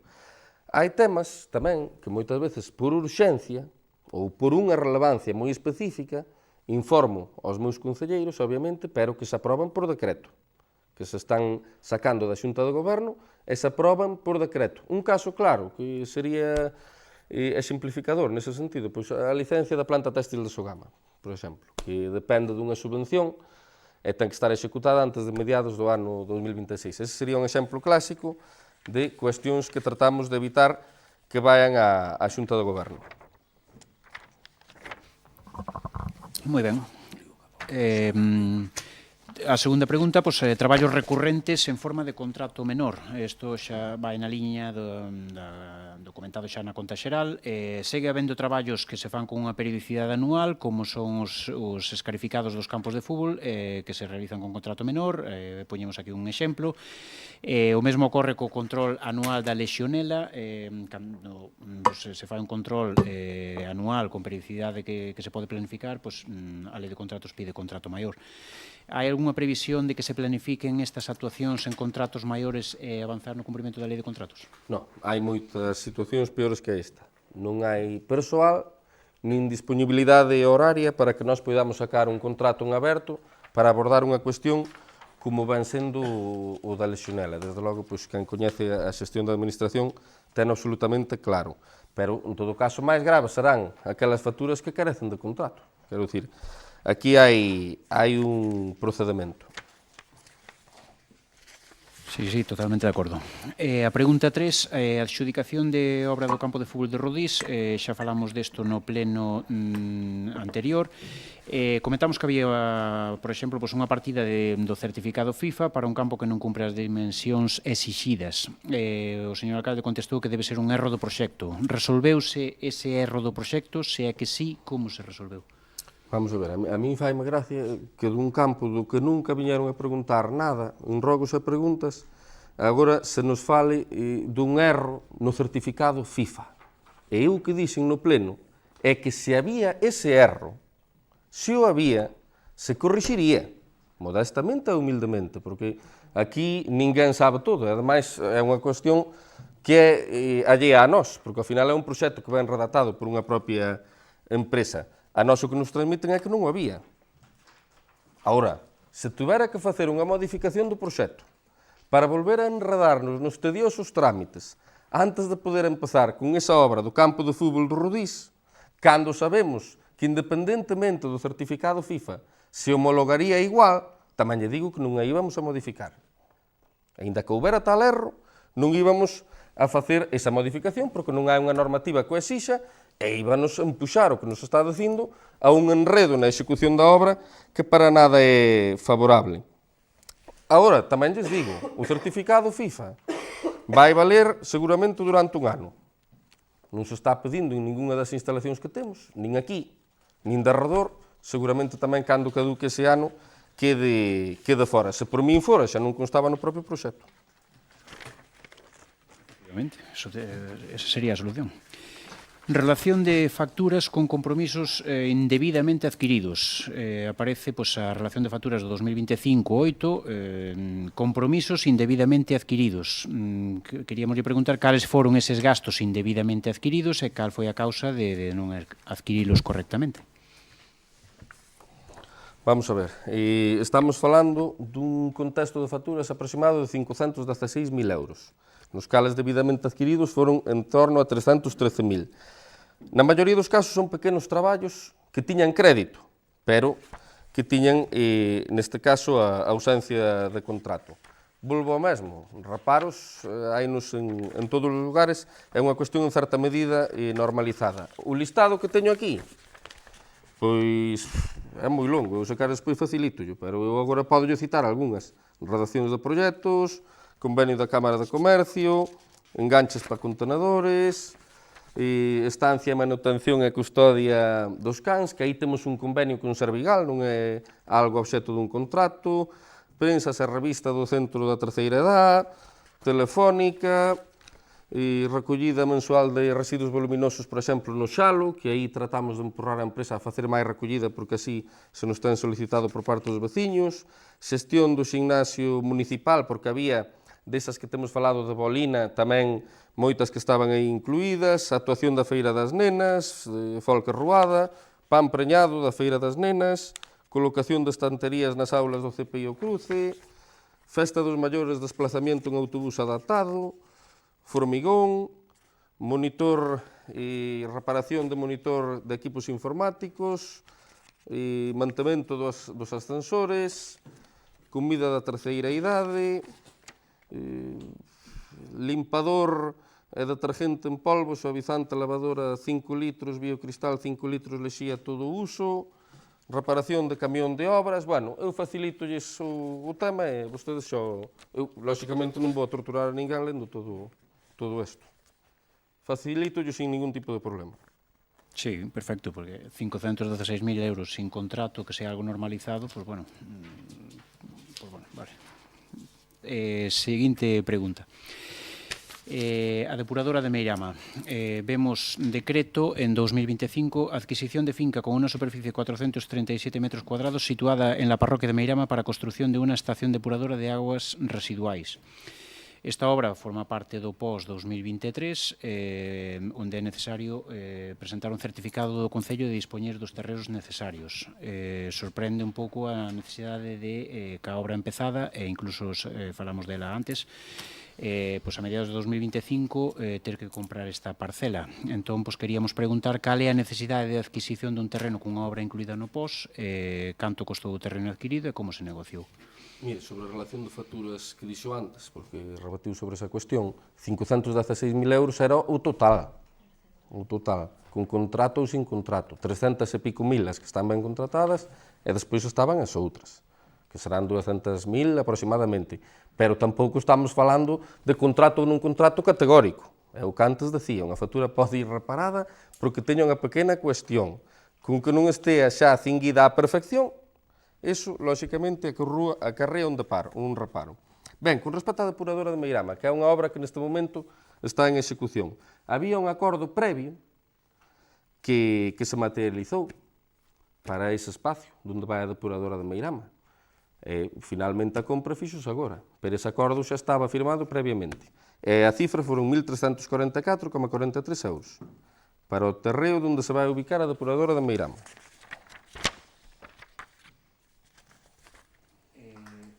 Pregunta 6, o proxecto de enerxía fotovoltaica e térmica do Ecopark, no pleno extraordinario de agosto 2025 e xa en algún anterior, pedimos o estudio de viabilidade do proxecto de placas fotovoltaicas e térmicas no que se van a invertir máis dun millón de euros no Ecopark. A resposta foi que o estudio está no proxecto constructivo, pedímolo, revisámolo, non figura ese estudio de viabilidade, entón no pleno anterior, cando falamos deste tema, xa en xullo de 2023 recordamos o precedente dos 700.000 euros do proxecto 2007 en placas que se acabaron desmontando coa conseguinte perda de diñeiro público que se podía destinar a outras necesidades. Estivemos buscando casos de éxito semellantes para ver de onde xurde esta idea das placas fotovoltaicas en Cerceda. Non atopamos casos en Galicia, nin Asturias, nin Baleares, Entón, a primeira pregunta que queríamos facer é de onde xurde esta idea, e a segunda, cal é o fundamento técnico que permite pensar que agora sí vai funcionar este proxecto frente ao proxecto dos 700.000 euros en 2007. Respecto ao estudio económico, despois de pedir o proxecto, estivemos mirando, o que aparece é unha estimación de aforro económico de enerxía pola parte de fotovoltaica de 11.372 euros ao ano. Nun pleno anterior, vostede comentou que esperan incrementar a facturación do Ecopark alrededor dun 5% anual. En anteriores ocasións que falamos, comentou que se factura, que se ingresa en torno a 1 millón de euros ao ano, polo tanto resultan en torno a uns 50.000 euros anuais, que sumados ao aforro eléctrico resulta un total de 61.372 euros, números aproximados. Entón, para recuperar ese 1.100.000 a 61.000 euros anuais, sal unha cantidad de anos, 17 anos, elevada. As preguntas son por que acomete o goberno local este proxecto con un retorno tan longo e se teñen outras cifras nas que se basearon, se as podría explicar. Vamos a ver. Por que acomete este goberno local un proxecto con un retorno tan longo? Pois eu afirmo que o retorno para as arcas do municipio dende o minuto 1 da posta en marcha é positivo. Dende o minuto 1. Se teñen outros datos, poderías explicar ao pleno? Home, pois o máis fundamental. Quen percibe o aforro? Todo. O Concello. E quen pon os cartos? O Ministerio de Transición Ecolóxica, Instituto de Transición Xusta. Esta análise que fan, que non lle vou dicir que proceda dunha rigidez cognitiva para que a ninguén lle pareza mal, pero si é unidimensional, ao final, no que acaba derivando, en que se considere que aquí os cartos os poñía o propio municipio, cando os cartos os pon un Instituto de Transición Xusta. Entón, non hai esa recuperación a que vostedes fan referencia. Desde logo, se lle pasa por alto iso, pareceme grave. E se a querían colar, pois supoño que a estas alturas xa nos imos conocendo. Pero, bueno, con esas bases, vaya estudio económico poderíamos facer. O primeiro que tens que facer nun estudio económico é saber de onde veñen os cartos. Se confundes o que cobras co que gastas, pois é absolutamente imposible. Despois dicir que quen nos autoriza para isto son bases do Ministerio. E hai técnicos do Ministerio acreditados ao uso que valoraron favorablemente esta subvención. Que hai outros concellos de arredor que se presentaron a esta liña e algúns conseguiron as subvencións, pero outros non. Non teremos nós tampouco que flaxelarnos polo feito de que consigamos unha subvención para as nosas instalacións. Despois tamén a propia empresa proxectista, consideramos nós, merece un respeto. Di aquí, non atopamos ningún caso de éxito semellante en toda Galicia nin en Asturias, nin siquiera en Baleares que teñen máis sol que nós. Bueno, pero hai máis mundo, así é todo. No seu día, puxéranse unhas placas solares no parque acuático que non funcionaron. Por que non funcionaron? Porque non era un sistema como este. Pero decirlle tamén, puxéronse as placas solares polo sistema que quixo financiar Sogama de 700.000 euros que o pagou Sogama.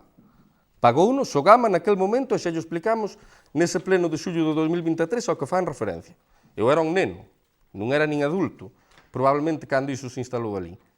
Pero pagounos Sogama naquel momento. A proposta que había dentro do Concello de Cerceda e que declinaron era facer unha conexión co vertedoiro da Ariosa que poidera aproveitar aquel calor para transmitilo ás piscinas. Pero eran placas solares, non era este sistema fotovoltaico que se pon agora. Por que se decide facer? Pois por distintas recomendacións de xente do ámbito do turismo, de xente do ámbito das concesionarias, de arquitectos, pois que nos decían que un valor moi importante que se pode meter no parque acuático, que era ese quecemento de auga, que se a subvención nos houbera habilitado para facer unha ampliación de outro tipo, que houbéramos preferido, sí, pero os fondos europeos van hacia onde van, e desde logo, pois o que antes decía, nós non imos a lamentarnos de conseguilos, da súa consecución. E despois decir que iso quece a auga de 2 a 6 grados. De 2 a 6 grados. A segunda pregunta é, cal é o fundamento técnico que nos permite pensar que agora si vai funcionar o proxecto frente ao despilfarro dos 700.000 euros en 2007 que exerceu Sogama, engadiría que agora a proposta é nosa. Non é unha proposta do Ministerio, nin é unha proposta de Sogama. é algo que temos moi claro. É unha proposta diferente, absolutamente diferente, á outra que facía en referencia. Se fóramos nós pioneiros, pois non pasaría nada tampouco. Ás veces un pioneiro ten cabelo, pero este é un sistema que está moi extendido e voulles explicar agora. Parques acuáticos, lóxicamente, non podemos compararnos, porque hai poucos. O sea, hai poucos parques acuáticos. Pero despois, o Concello de Galapagar instala 40 paneles solares que cubrirán o 50% da demanda térmica da piscina municipal cuberta. Agora lle explico.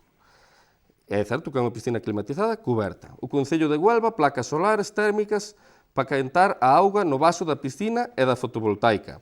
Exemplo tamén temos aquí de paneles solares en Santa Brígida, na piscina de Beniel, incluso na climatizada de Ordes.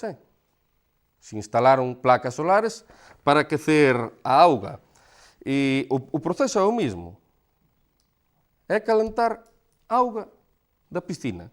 No aquapar perde máis calor, por ser descoberto, home, iso está clarísimo. Pero tamén necesítase menos temperatura de auga. Non vai ser unha piscina climatizada, non nos equivoquemos. Pero o proceso é exactamente igual. O proceso, eu creo que ben proxectado por unha corporación seria. A día de hoxe, o Aguapar gasta en electricidade entre 60 e 40 mil euros. O aforro que nos transmiten é que vai rondar os 30.000. Eu fui así moi claro, desde un principio, con esa cifra. Despois o que poñen no proxecto eu non o sei, pero sempre se fixo coa vista de que haxa un aforro de 30.000. Pero, ademais, a través do transformador do DESA, unha vez que se tramite, ese aforro no inverno vais a aproveitar para as instalacións municipais que temos no casco urbano, que eu creo que é enormemente interesante. Pero, xa digo, desde o punto de vista económico, non hai que agardar un retorno. Iso sería lóxico se o Concello acometera cos seus propios fondos este investimento, pero este é un investimento que ven financiado ao 100% por outra administración, que, por certo, fan unhas análisis moi rigurosas e moi severas dos distintos proxectos e, afortunadamente, pois este cumpliu coas condicións que dende ali se estipulaban. Por iso que o análise económico, neste caso, pois, moi mal, pola súa parte. Son suave. Pasamos aos rogos e preguntas do Bloque Nacionalista Galego.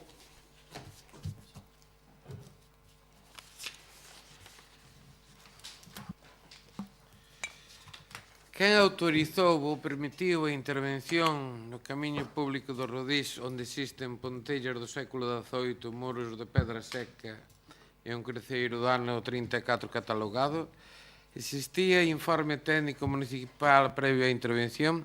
De existir ese informe, solicito copia do mesmo. O Concello pediu autorización á Dirección Xeral de Patrimonio Cultural antes destes traballos.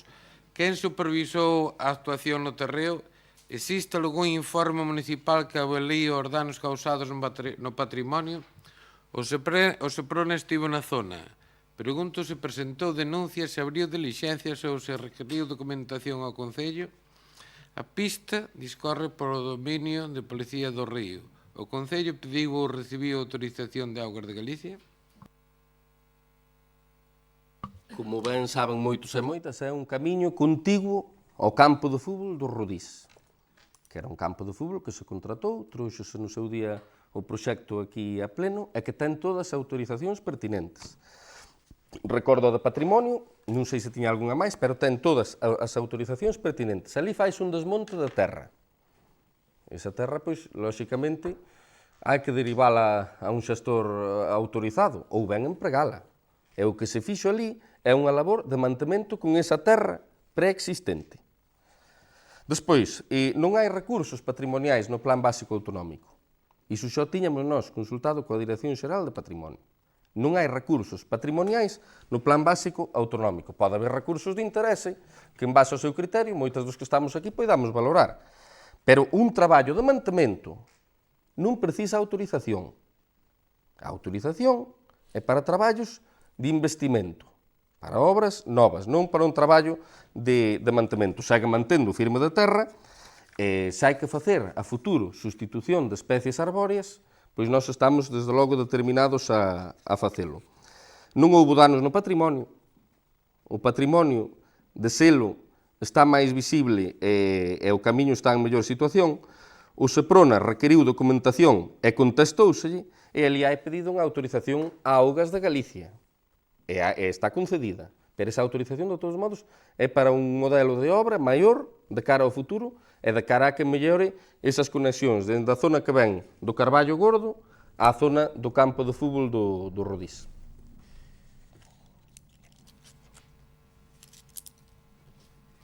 Consolidación e ampliación son dous conceptos distintos, que lle quede claro. Quen autorizou os movimentos de terra realizados nas leiras do lugar de parada, moi próximos ao río das Cabancas? Existe algún proxecto presentado no Concello para construir un camping ou instalación turística en parada? Solicito copia íntegra de existir ese proxecto. O Concello recibiu comunicación previa de particulares ou empresas con intencións urbanísticas nesa zona? Hai informe técnico previo que avale estes movimentos de terra nunha área próxima ao río? Augas de Galicia foi informada? Existe autorización hidráulica? Mantivo o Concello contactos con algunha promotora dun camping ou proxecto turístico?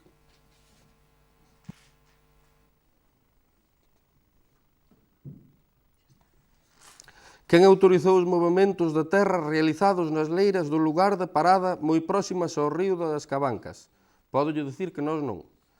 Existe algún proxecto presentado no Concello para construir un camping ou instalación turística en parada? Non. O Concello recibiu comunicación previa de particulares ou empresas con intencións urbanísticas nesa zona? Non. Hai informe técnico previo que avale eses movimentos da terra nunha área próxima ao río? Ao Concello non lle consta. O que si nos consta é que hai unha denuncia dun particular na APLU. Iso si nos consta. Augas de Galicia foi informada, existe autorización hidráulica, bueno, todo isto vai un pouco na línea das respostas que antes lle dei. Mantivo o Concello contactos con algunha promotora dun camping ou proxecto turístico? Non nos entrou nada por rexistro ao respecto. Pois recomendo que mande a policía logo por ali. Sí, eso está diligenciado. Sí. Vale. Xa lle digo que houve un informe que está na APLO e que se está operando. Desde aquí tamén está tramitándose en base a eso. Queremos preguntar ao Goberno Municipal cal foi a causa dos apagóns no alumeado público que se produciron durante varios días no centro de Cerceda. Existe algún informe técnico sobre a incidencia que empresa fixo as reparacións, adotaron medidas para evitar que isto volva a ocorrer? Mire, apagouse a luz unha noite de domingo en 6 cups no casco urbano de Cerceda. Empezando así unha noite de domingo, parece que vou contar un conto destes da taberna. En 6 cups do casco urbano de Cerceda. Parte do luns tamén, pero aí xa andábamos nós encima.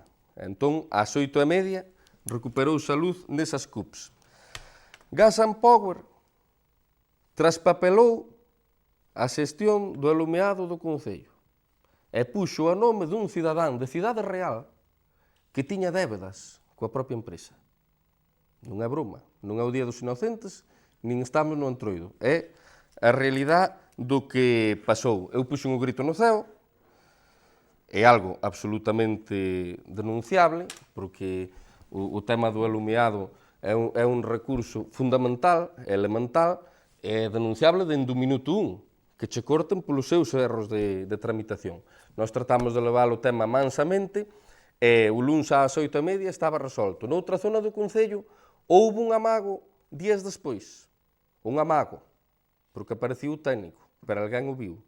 E desde aí atopeime con unha persona en Naturgy, que igual que decía o Dantes, hai que dicilo vos tamén, que te escoita, que podes falar con ela, e a nós o que nos din é que este problema que non se vai repetir máis. Pero, bueno, foi un erro deles por pasarnos todo a nome dun cidadán de Cidade Real que non estaba ao día cos cargos que tiña coa propia empresa. Esas 6 cups, en concreto. Bueno, esta pregunta vai un pouco no rogo que lle fixo antes a compañeira do PP, non sei se quere... Como queira usted. A repetición é a morte da alma, que decía Norman Mailer, pero se hai que repetirse, repetímonos. Eu a alma xa fai tempo que igual a teño vendida de año. Non, usted é un home de alma, ainda o demostrou a semana pasada. A máis de alma limpa. Bueno, vai en relación aos problemas que hai de conexión a internet en certas zonas. considero que xa o contestou antes. Por parte do BNG queremos preguntar ao Goberno Municipal cal é o plan de mantamento das beiras rúas e estradas do noso Concello. A realidade é que hai losetas levantadas, baches espallados por moitas zonas con risco para a veciñanza e con deterioro evidente do espazo público. Existe un inventario actualizado das incidencias? Cal é a planificación anual de reparacións e cantos recursos se destinan ao mantemento básico? Ben, eu admito que a situación das beiras rúas é mellorable. Eu ando por máis concellos, é algo que se repite en moitos lugares, pero a nós eso nunca nos pode servir como óbice para acometer o que nos corresponde. Eu teño un informe do casco urbano de Cerceda, en base ao que se traballa. Xa se veu actuando en base a ele. E agora mesmo o que se está facendo é orzamentando para o ano 2026 un contrato menor, que hai que darse conta que os contratos menores en obra van hasta os 40.000 euros, para que unha empresa faga pois, unhas actuacións de reparación que irán en consonancia tamén co traballo que fan os nosos obreiros. E despois tamén é certo que a futuro pois, non cabe dúbida. En función dos recursos que vai habendo, vostedes en plan de obras irán vendo como algunhas, obviamente, vanse a reestruturar absolutamente, vanse facer investimentos porque, lóxicamente, estos son parches. É un mantemento, moitas veces as instalacións teñen os seus anos, teñen o seu tempo, en base a eso vanse deteriorando, en principio a curto plazo, no ano 2026, en base a ese informe, seguir cubrindo zonas, e non só aquí, senón tamén ampliálo a outras zonas do Concello cunha empresa privada e seguir apoiando na medida do posible cos nosos obreiros, que tamén é unha plantilla que, desde logo, pretendemos incrementar a curto prazo. Bueno, pois nada máis. Moitísimas gracias a todos e boa noite.